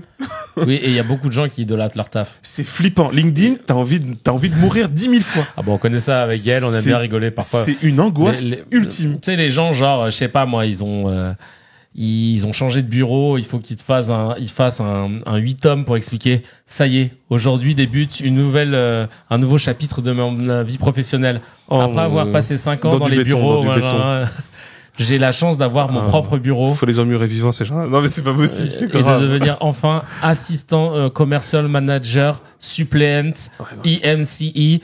Alors qu'à l'époque, j'étais assistant manager junior EMCE. Et là, c'est incroyable. C'est une opportunité de dingue. Je tiens à remercier. Puis là, Susboul, tu tags tous les bah, bien sûr. Machin qui m'a beaucoup épaulé. Merci pour tes précieux conseils. Ils se sont parlé une fois. Hein. Merci pour tes précieux conseils au quotidien. Non, mais... Ils aiment trop ça. Et tu sais, ce compte-là, mais vraiment, pourquoi j'adore ça? Parce que, en fait, sincèrement, il n'y a pas plus philosophique dans notre temps que de tourner en dérision ces espaces d'aliénation. Ouais. Tous autant qu'ils sont, d'ailleurs, hein, tous autant qu'ils sont. Parce que, encore une fois, le problème pour un outil, ce n'est pas son existence. C'est qu'il devienne une finalité. C'est pour ça que l'argent n'est pas le problème. Même si, on verra à terme que c'est un problème parce que il déborde de. En fait, l'argent, comme il devient nécessaire, parce que t'as compris le truc. Regarde, au final, comme ce que j'ai dit, c'est que si à la fin on égalise nos conditions minimales, tu sais, ce que je me souviens même quand je dis ça à mes élèves et mes étudiants, quand ils me disaient je leur disais on égalise les conditions, ils me disaient mais comment ça égale? Je dis pourquoi ça t'angoisse? C'est quoi ton problème? Ouais. Tu vois, c'est quoi quel est ton problème fondamental que ton voisin ait la même chose que toi? Bah, c'est comme quand les gens ils ont un problème quand on leur dit il faut que les ultra riches on prenne tant de pourcents de leur fortune. Bah non. Oui. Mais ils vont partir. Oui, ils vont partir. Mais pareil, tu sais que dans un autre truc qu'on avait évoqué, il y avait des gens, comment ça, l'héritage, le fruit d'un travail. Là, t'as envie de leur dire, attends, excuse-moi une seconde. Le fruit d'un travail va être donné à quelqu'un qui n'a pas travaillé? Vas-y, tu m'expliques la sagesse de ça? Explique-moi la sagesse. Je te donne 10 heures, vas-y. Pose-toi tranquillement. Non mais ça bug, hein. Ben oui, parce que moi le fruit d'un travail, y a pas de souci, mais c'est ça le paradoxe. Le fruit d'un travail de toute une vie qui est accumulé, Pourquoi c'est là? Oui, c'est pour mettre les enfants dans l'abri du besoin. Mais attends, les enfants, ils travaillent voilà, ou ils travaillent pas? Je pige pas en fait ton truc. Donc tu veux pas qu'ils travaillent. En gros, pourquoi tu fais le problème à l'inverse? À ce moment-là, moi ce que je veux, c'est que ni les enfants aient besoin de travailler, ni le daron ait besoin de travailler. Et vous êtes le contraire. Non, il a bossé toute sa vie, il a fait un héritage. Ouais, super. Bah il va le donner à ceux qui en ont besoin. Bah ouais. À moins que les personnes ne sont incapables de te faire quoi que ce soit de parmi ses enfants. Ah bah oui, mais là ça c'est pas un souci. Ouais. Or après donc l'ennui c'est cette illusion, ça c'est le deuxième problème lié à la richesse. Après le problème d'en faire une finalité, le deuxième c'est d'être obsédé par le fait que justement en gros on se définit par la richesse. Ouais. Là, on finit par c'est le truc social en fait. Et ça en fait, c'est pour ça que tu as ce problème, cette problématique là du sentiment qu'on a vis-à-vis de la richesse, de la valeur sociale. Là, on le voit aujourd'hui. Mais en vrai, je le répète. Ah, parce que moi, je suis un gars qui lâche pas, hein, tu le sais bien. Pourquoi moi j'ai un problème avec Inoxtag? Mais c'est parce que c'est le rapport à la thune, hein. C'est tout, moi. Parce que vous l'écoutez juste parce qu'il a des millions maintenant. Hein. Parce que s'il y avait le dépassement de soi, frère, le dépassement de soi, tu vois la cagnotte, tu la donnes entièrement. À tes chers papas, tu leur donnes un t-shirt. Tu leur donnes entièrement. Et là, on va voir le dépassement de soi. Ah, bah, parce que mon pote, je veux le voir, ça. Parce qu'il y a des gens, ils le font. Ils ont pas besoin d'avoir des caméras pour le faire, hein. Le dépassement de soi, parce que le dépassement de soi, tu veux qu'on se pose doucement sur la philosophie et tout l'héritage livresque de ce que c'est que le vrai dépassement. Un truc qui est très connu d'ailleurs en langue arabe, qui s'appelle le zuhd et qu'on appelle l'ascétisme. C'est les gars, ils ont leur richesse, fait tiens, voilà. Mais ça tu peux pas les entendre parce qu'ils vont pas se filmer sur YouTube, en fait. Voilà. Et c'est pour ça qu'encore une fois, je le dis très sincèrement, moi j'ai aucun problème avec un Squeezie qui fait des millions, mais parce qu'il fait kiffer des gens, les gens lui rendent, et d'ailleurs, qu'est-ce qu'il dit? Il dit merci. Voilà. Et il fait pas des sagesses à 2 balles. Pour expliquer que, vous savez, non, ferme-la, en fait. Ne fais pas des sagesses à 2 balles, continue de faire ce que tu fais bien.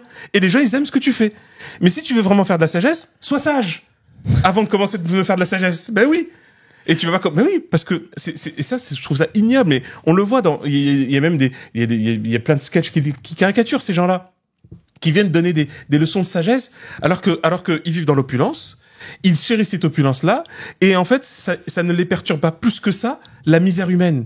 Parce qu'encore une fois, on le sait très bien, il y a des hommes et des femmes dans l'histoire humaine, et ils sont bien nombreux et nombreux, pour qui, ils se sont retrouvés dans des situations confortables, ont commencé à comprendre, parce que justement, ils en ont eu le luxe, ça, faut dire la vérité, parce que, attention, hein, la misère, par contre, parce que là, on était gentils jusqu'à présent, mais la misère, t'es pas connecté aux écrans, machin. La misère, t'es pas bien. La misère, ta dignité, elle est remise en question fondamentalement. La misère, t'arrives plus à penser. La misère, te donne plus envie de rien. Seulement la rage de survivre. Et ça, c'est l'un des pires états qui soit au monde. La misère, c'est quelque chose de dégradant en soi. Et surtout, la misère, elle est la cause de plein de gens. Elle n'est pas une cause naturelle qui surgit de nulle part. C'est juste toi qui as mal géré ta Non, jamais ça. C'est tout un système. Mais le problème, c'est qu'on aime bien croire ça. Ouais, si quelqu'un est SDF, c'est de sa faute. C'est pour ça que moi, clairement, mais moi je ne fais aucun cadeau à un individu qui dit quand on veut, on peut. Je le balaye, hein. Je lui pète ses rotules, mais littéralement. Hein. Ah mais tu sais, quand on veut, on peut. Mais t'es sérieux là? Tu veux vraiment qu'on la joue là-dessus? Quand on veut, on peut? Vraiment? Donc c'est, regarde, il est dans la merde. Ah bah, allez, quand on veut, on peut. Allez, mon frère, faut y aller. Vous êtes des fous, les gens. C'est plus qu'inconséquent. C'est pour ça que, et ça, tu sais que ça s'exprime par quelque chose qui a été combattu par les plus grandes personnes, les personnes les plus sages de la planète. Et il y en a eu beaucoup, hommes et femmes. C'est la radinerie. Ça, c'est la troisième étape. Le troisième problème, c'est que t'as des richesses. Tu les as prises pour elles-mêmes. T'es satisfait parce que tu sens que t'as une valeur. Parce que les gens aussi te regardent comme ça. Parce que c'est normal. En fait, comme c'est devenu l'ultime valeur, comme c'est devenu la référence de la société. Oui, donc du coup, on te traite comme... Mais oui, mais évidemment. Et donc, toi, tu rentres dans ce jeu. Mais complètement. Ouais, bien sûr. Et là, à ce moment-là, en fait, ce qui se passe, c'est qu'à partir de là, arrive la troisième truc tu commences à avoir les mains accrochées. J'aime beaucoup ce passage-là, parce qu'on le retrouve, en fait, on le retrouve dans l'ensemble des textes, mais je le trouve marquant dans le discours coranique. Dans le rapport coranique, il est écrit, pourquoi c'est des radins, ils disent, pourquoi nous demandez-vous de donner de notre argent à des gens qui, si Dieu l'avait voulu, il leur aurait donné? Ah ouais, c'est s'appuie. Oui, en plus, oui, ils disent, ouais. C'est Dieu qui donne. Pourquoi tu exactement. Pourquoi tu me demandes? Derrière ce truc-là, c'est Dieu qui donne. C'est Dieu qui donne, ouais. Donne, je vais m'occuper de toi, tu vas voir. Ouais, j'ai beaucoup tu vas voir. Et il prend aussi, hein. Beaucoup de potes qui disent ça à chaque fois. Et je trouve que je vois l'idée. Moi, Quand tu dis ça, non mais je vois que, mais en fait, en vrai, je supporte plus les gens qui disent non mais c'est Dieu qui donne, c'est comme ça, c'est parce que Dieu a voulu. Ne vous dédouanez pas je te jure, elle est bonne, des celle-là, manquements que vous faites et de la merde que vous faites en disant, dans ce cas, ça veut dire quoi? Ça veut dire que si t'as violé quelqu'un, bah c'est Dieu qui donne. Ouais. Mais ça, c'est la loi de l'attraction. Ouais. Hein, t'ouvres ta boîte à lettres tous les jours en pensant que tu vas avoir un chèque de 200 000 balles. Ouais. Un jour, t'auras un chèque de 200 000 balles. Mais vous êtes des fous. Mais ça a marché, hein, parce que les gens, Non, mais c'est ouf de se dédouaner derrière le destin comme ça en se disant, bah non, mais, parce qu'en fait, là où les gens sont pas cohérents quand ils invoquent à chaque fois ce côté c'est Dieu qui donne, je fais un petit focus là-dessus, c'est que, en fait, ils n'ont pas compris que, et là, je m'adresse aux personnes qui croient en Dieu, évidemment, hein. Mais en fait, vous pouvez pas, mettre ce fameux mektoub, ce fameux destin, sur tous les pans, parce qu'en fait vous l'utilisez quand ça vous arrange. Moi c'est ça qui m'emmerde un petit bien entendu peu. C'est-à-dire quand que ils tirent les bons numéros, t'y crois, hein. Bah voilà, c'est ça, c'est que quand ça tire les bons numéros, et puis quand ils font de la merde, ah mais de toute façon c'est le mektoub, fallait que je passe par là, machin, bah en fait, et allez vas-y, y en a ils vont dire ouais là j'ai fait un petit accident avec ma voiture, bon heureusement rien de grave, mais tu sais quoi, le pire c'est que si j'étais allé à mon rendez-vous à l'heure, et ben en fait j'aurais appris que si ça, donc c'est le mektoub, parfois il faut qu'il y ait un truc pas bien qui t'arrive, machin. Mais les gars, en fait vous pouvez pas utiliser cette excuse du mektoub pour tout. Parce que ça veut dire que si vous partez du principe que c'est Dieu qui décide, c'est Dieu qui donne, etc., comment t'expliques que y a quelqu'un qui se retrouve à violer des gamins, tiens. Osez dire c'est le mektoub. Bon, il y a de gros tarés qui disent ça, hein. Non, mais parce que osez dire un daron ou une daronne, votre fils, mon fils il s'est fait violer tout. Ah, mektoub, hein. C'est Dieu qui donne, hein. C'est Dieu qui donne, ouais. Le mec, tu lui fous une droite dans la gueule. Fusil à pompe. Bah, vraiment. Littéralement. Le mec qui ose me dire, ah, c'est le mektoub, alors que mon gamin, il s'est fait les vios. Frère, là, tu peux être le plus haut imam du monde que, non. Je suis désolé. C'est un vrai, tu sais que c'est un, bah oui, il y a un libre arbitre. Il y a pas que le mektoub. En fait, faut arrêter avec ça. C'est un vrai problème. En fait, c'est un vrai problème de fond. D'ailleurs, c'est un problème philosophique et théologique très connu, hein, qui pose vraiment problème. Parce qu'en fait, il est très mal géré. Pour une raison simple. En fait, c'est toujours le problème, et ça c'est un truc qui est très connu. D'ailleurs, effectivement, t'as des pensées rationnelles qui arrivent à dépasser ça. C'est que le problème, c'est de personnifier Dieu. Donc si tu considères Dieu comme une personne qui est là avec plein de caméras de surveillance, il est en train de gérer, bah oui, à un moment donné, tu peux te dire c'est pas en gros parce que beaucoup de gens le disent. D'ailleurs, beaucoup de gens le disent. Ils disent ouais mais si Dieu il existait, alors pourquoi il y a autant de mal dans le monde? Et là tu dis nous avons un problème de double définition. Le premier c'est donc tu considères que le principe même de Dieu, c'est que c'est du bien absolu. Intéressant, très intéressant. Mais dans ce cas-là, si c'est le principe de bien absolu, tu dois considérer qu'il ne change pas d'état. C'est-à-dire qu'en fait, il est bien dans l'absolu de manière parfaite. Là, je fais un concentré de philo poussé, d'accord? Et donc à ce moment-là, ça signifie en fait que le bien est là absolu, c'est comme la lumière, mais qu'après, il y a des gens qui ont une marge de manœuvre, qui font que ils vont dévier et aller dans des trajectoires qui elles-mêmes sont des conséquences d'autres actions d'autres personnes. Parce que de deux choses l'une, soit les gens ne sont pas du tout libres, mais dans ce cas-là, il n'y a pas de bien, il n'y a pas de mal. Soit les gens sont relativement libres, et dans ce cas-là, il y a effectivement des actes, des causes et des conséquences. Et que ces conséquences-là, elles doivent être jugulées. Et qu'en réalité, nous sommes les artisans de notre propre enfer ou de notre propre paradis. Pour peu que nous faisions preuve de lucidité et de sagesse. Et c'est ça qui est terrifiant. C'est-à-dire que quand même des gens veulent rester sur des suppositions, paradis, enfer, machin, peu importe. Moi, je sais que sur Terre, il y en a. Il y a des paradis, il y a des enfers. Et qu'en fait, j'ai pas besoin d'avoir une démonstration par A plus B de ce qui pourrait arriver après que je meure pour comprendre déjà que c'est bizarre. Là où il y a des paradis, c'est-à-dire des endroits où les gens dorment bien, vivent dans des grandes résidences, s'habillent super bien, ont une très bonne santé et mangent très très bien. C'est la plupart des descriptions paradisiaques de l'ensemble des livres. En fait, tu dis, comment ils ont fait ça? Ah ben, ils les ont construites. Ils ont construit tout ça. Et ensuite, quand tu regardes des enfers, par exemple Gaza, par exemple, etc., tu constates que, c'est des gens. Qui bombardent, qui sont violents, qui attaquent, etc. Exactement. Et donc c'est pour ça que la question de la radinerie, c'est toujours ce système-là pour revenir sur la radinerie parce que c'est essentiel. C'est toujours ce système-là de dire et en fait c'est l'équivalent du quand on veut on peut, tu vois. C'est de se dire de toute façon s'il a pas c'est que Dieu l'a pas voulu, et tu fais ah ouais c'est bien. Du coup t'es au courant, tu reçois des textos. Je veux bien avoir tes T'as eu infos. la newsletter? Voilà, t'as un petit mémo pour que tu me dises, hein. Parce que moi, je l'ai pas reçu, le mémo. Moi, il me dit juste que tu dois te le bouger le cul, etc. Ben oui. Il y a un message de Cécile qui dit « Quand on a mis en vente l'appartement de mon mari, mon patron m'a reproché de ne pas l'avoir dans l'agence. Je lui explique que le cousin de mon mari nous fait cadeau des frais d'agence. Tu sais ce qu'il m'a répondu? C'est pas lui qui te fait vivre. J'étais tellement choqué que je m'en souviens encore. Qui te fait vivre. Qui te fait vivre. Et t'as pas dit plus bas encore. Ouais, allez, grave. baise-moi les pieds. Ouais. Les gens, c'est des ouf. dingue, Les gens, c'est vraiment des ouf. Mais oui, mais ça aussi. Mais oui, mais parce que c'est vrai. Entre guillemets, c'est terrifiant. Ouais. Les gens, ils finissent par y croire. Ouais, c'est ça. Tel employeur, il commence à, mais d'ailleurs, non, mais c'est parce que c'est pas une blague. Quand tu te dis que, tu sais qu'à la base, parce que les gens pensent le contraire. À la base, tu sais, les notions de roi, seigneur et maître, c'était à Dieu, ça, hein. C'était que pour Dieu. Le concept était un peu logique parce que c'est un peu dans le concept de c'est lui qui crée tout.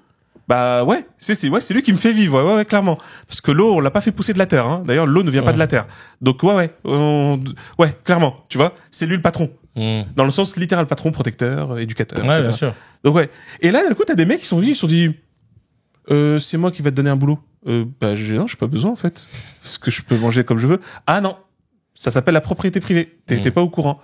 Et en fait, parce que tu vois, c'est pour ça qu'il y a cette notion-là, on la retrouve chez même Élisée Reclus, quand il parle dans L'homme et la terre, tu vois, dans Pensée anarchiste, il t'explique, il dit la propriété c'est le vol. Pourquoi? Parce que c'est pas que, quand on dit personne n'a le droit d'avoir sa maison et tout, c'est pas ça. C'est pas ça. C'est l'illusion terriblement dangereuse et violente de considérer que toi, en fait, ta propriété, elle est à toi en propre. Ça t'appartient.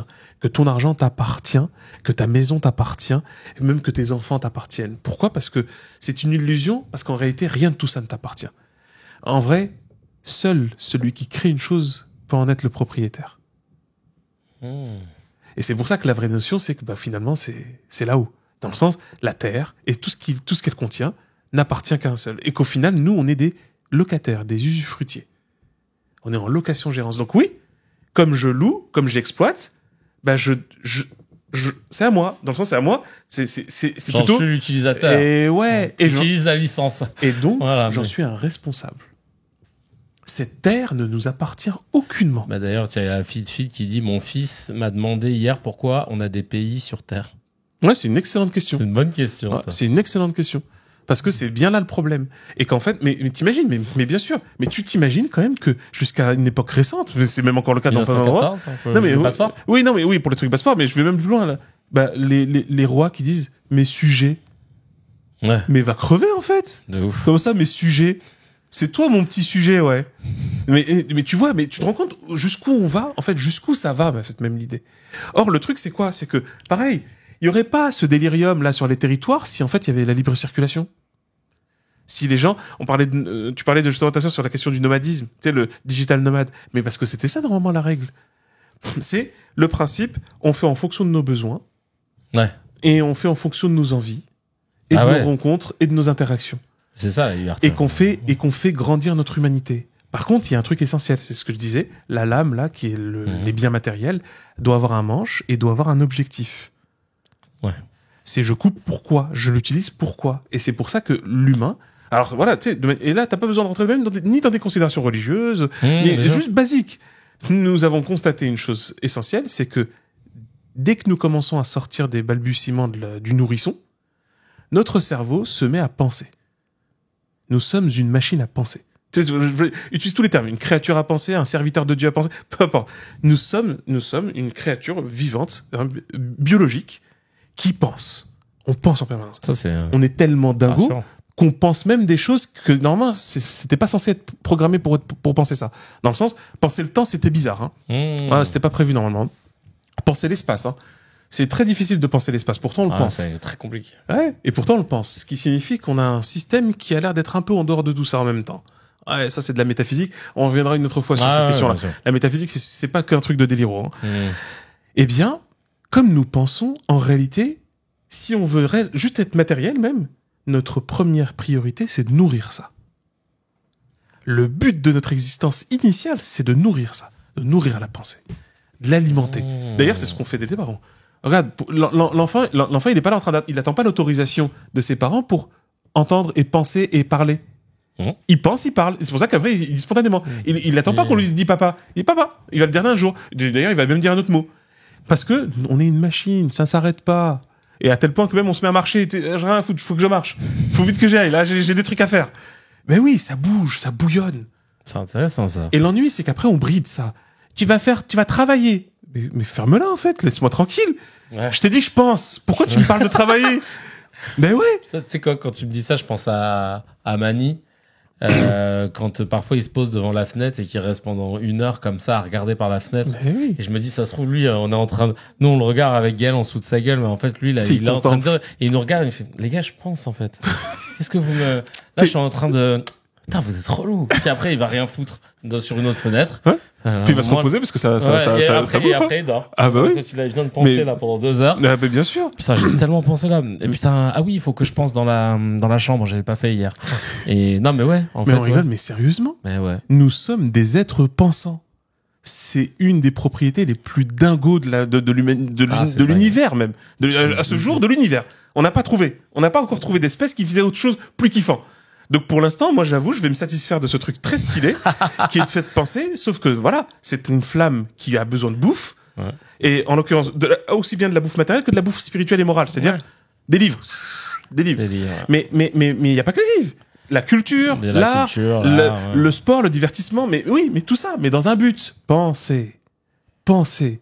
Et parce que qu'est-ce qui se passe, qui est très dingo, c'est que c'est marrant, quand collectivement on se retrouve tranquillement à pouvoir penser, il y en a au moins 1 ou 2 personnes qui est là, qui fait, je viens de penser, mais j'ai une idée. Quoi? On peut améliorer, en fait, le truc qu'on avait à la base. Ah bon? Ouais, vous pouvez mieux dormir. Ah, bah, c'est gentil, ça. Après, il fait, attendez, on vit combien de temps à la base? 40 ans? J'ai trouvé une solution. On peut vivre 60 ans. C'est ce que j'ai pensé. Mais sauf que, t'as remarqué un truc. Pas 60 ans, je vais travailler encore 20 ans de plus dans ma boîte. Ouais, non. C'est 60 ans, je peux continuer de penser, kiffer la vie. Ouais. Parce que penser, c'est kiffer la vie, c'est penser. C'est ça, penser.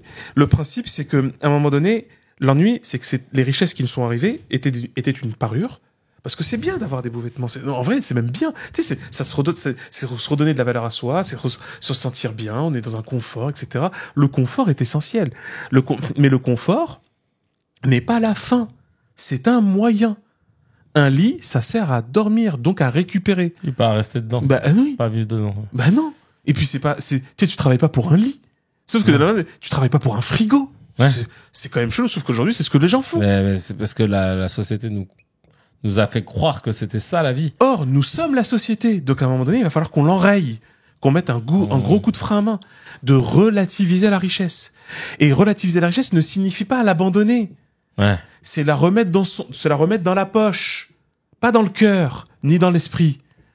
C'est la remettre à sa juste place. C'est de la caillasse. Et moi, j'ai envie de faire des châteaux. Donc, j'ai pas de problème avec la caillasse. Mais la caillasse, c'est de la caillasse. Ouais. Vous me retrouverez jamais en train d'embrasser des murs, hein. Ouais. Sauf que les gens aujourd'hui, ils sont là, les murs.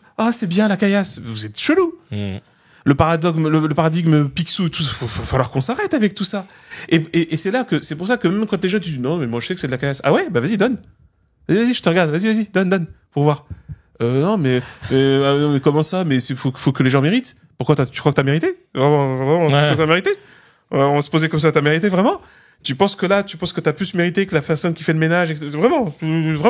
Tu veux parce que ça aussi, tu vois, avec les illusions, et les gens baignent dans ça, hein.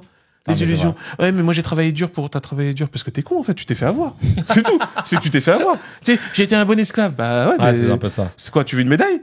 Tiens, une médaille en chocolat. La mange pas, hein. Non mais, et c'est, alors que la vérité, tout le monde les personnes qui l'expérimentent le savent. Quand tu donnes, tu t'enrichis. Et donner quoi? C'est pour ça qu'il y a cette belle expression, justement. On la retrouve même, par exemple, tu vois, tu sais que par exemple, dans le Coran, on dit pas que les gens y donnent, hein. Et on n'appelle pas les gens à donner. Parce qu'on donne que ce qu'on a réellement, hein. On donne que ce qu'on possède. La zakat?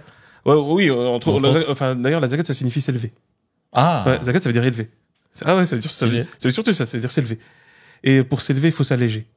Ça, c'est clair. Montgolfière. Exactement. Et le truc, c'est quoi? C'est que, parce que pourquoi on dit qu'on donne pas? Parce que donner, faut posséder pour donner, hein. Mais moi, mes richesses, elles m'appartiennent pas. On me les a empruntées. quelle que soit la forme, on me les a empruntés, ma santé, mon corps, mon savoir, on me l'a emprunté. C'est grâce à plein de gens. Et en fait, c'est grâce à vraiment plein de gens. Des gens qui m'ont nourri, des gens qui m'ont nourri intellectuellement, des gens qui m'ont nourri socialement, des gens qui m'ont nourri moralement, des gens qui m'ont nourri physiquement. C'est grâce à ces gens-là. Il est où le mérite? C'est eux. Faut que je leur donne à tout cela? Tiens. C'est compliqué du coup. Donc on ne donne pas, on redistribue. Et le terme en arabe, c'est nafaka, c'est-à-dire trou. C'est comme un tunnel. C'est en fait, je me vide. Parce que tout est dans le flux. C'est une question de flux, en fait. Donc, en gros, c'est quand tu donnes que tu t'élèves. Et quand tu t'élèves, tu vois mieux les choses. Et quand tu vois mieux les choses, t'es apaisé. Et tu comprends mieux la réalité de ce monde. C'est-à-dire qu'en fait, c'est pas un monde qu'il faut mépriser. Ce monde est magnifique et merveilleux. Évidemment, il est enlaidi par des gros tarés, dont il va falloir que, comme ils ont du mal à donner, on va les dépouiller. Ouais, oui, à un moment donné, il faut les aider. Merci Conan. Faut les encourager un petit peu. Faut dire, vas-y, lâche les thunes, tu vois. Parce que c'est ça aussi. Mais tu te rends compte quand même qu'il y a des êtres humains sur cette terre qui ont des milliards. En réalité, juste cette phrase suffit. Cette phrase, elle suffit pour créer une révolte. Parce que ce n'est pas normal, ce n'est pas logique. C'est vrai, c'est du vol.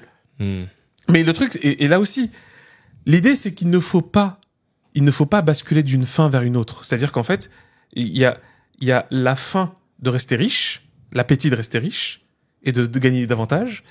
Et il faut pas que ça devienne en face l'appétit de devenir riche. Donc la vraie richesse, c'est de se libérer de cet appétit. Il faut pas vouloir. Il faut vivre.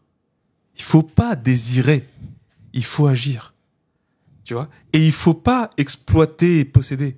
Il faut penser. Et c'est pour ça que, à un moment donné, le truc, c'est que d'arriver vraiment à cet équilibre, comme le dit cette deux expressions coraniques, justement, de n'aie ni la main attachée autour du cou. Merci Alphanek. Ni t'es en train de tout lâcher. Parce qu'après, en fait, t'as même pas de quoi vivre. Et c'est de trouver un équilibre jusqu'à ce que tout le monde trouve cet équilibre. Et là, à un moment donné, on vivra sans compter. Et vivre sans compter, ça fait plaisir. Putain. Bien sûr. C'est ce qu'on souhaite. Mais merci en tout cas, c'était un plaisir de pouvoir rentrer un peu plus en profondeur sur un sujet un peu plus philosophique. Merci mille fois Dr H, c'est un kiff. Je crois qu'ils ont kiffé dans le chat aussi. N'hésitez pas à nous dire dans les commentaires si vous nous écoutez sur YouTube ou alors sur Spotify ou autre. Ce que vous avez kiffé, si vous avez des idées, parce que comme d'habitude, on les lira au prochain épisode, des réactions. Merci beaucoup. En tout cas, merci à la force que vous nous donnez sur Tipeee. On compte sur vous, hein. Les dons d'entreprise aussi, hein. Si vous avez des entreprises, vous pouvez aussi faire des dons, des factures. Il y a E2TS de mon frérot Eraman qui nous a soutenu. C'est notre premier sponsor, on va en parler longtemps, hein. On espère que ce sera pas le dernier, mais en tout cas il nous a fait confiance pour nous aider à nous développer. Et d'ailleurs j'en profite pour dire que il était il sera au salon de l'auto, voilà, si vous voulez, parce il a une boîte en gros qui aide à trouver des bons ingénieurs pour les projets. C'est cool. Et notamment dans l'automobile aussi. Et si je dis de la merde, Eraman, tu me rattraperas. Mais en tout cas, voilà, merci beaucoup. Je sais qu'il y a une autre boîte aussi qui va vouloir nous aider. Donc merci mille fois. Merci pour vos dons. Franchement, ça fait trop plaisir. De fil en aiguille, on commence à tranquillement bâtir un truc qui nous fait plaisir. Et si ça vous fait kiffer, on est content. Merci à ma chérie Gaëlle Canicagnan à la réalisation. Et allez checker sur sa chaîne YouTube. Vous avez vu, on a fait notre premier épisode de Quoi d'autre. Et il y en aura un autre dimanche. On va tourner, je pense, à midi. On va tourner à midi. Ouais, on va tourner à midi. Et puis voilà quoi. On va parler un peu de tout pour le coup. Pas de politique. On va parler de culture surtout. Donc il faut absolument qu'on aille voir notamment le film, l'incroyable histoire de Souleymane, si on a le temps. Je sais pas si on aura le temps. C'est l'histoire un peu, c'est comme Passeport, hein. C'est l'histoire des galères d'un sans-papier qui arrive en France. Sauf que là c'est un vrai sans-papier qui joue.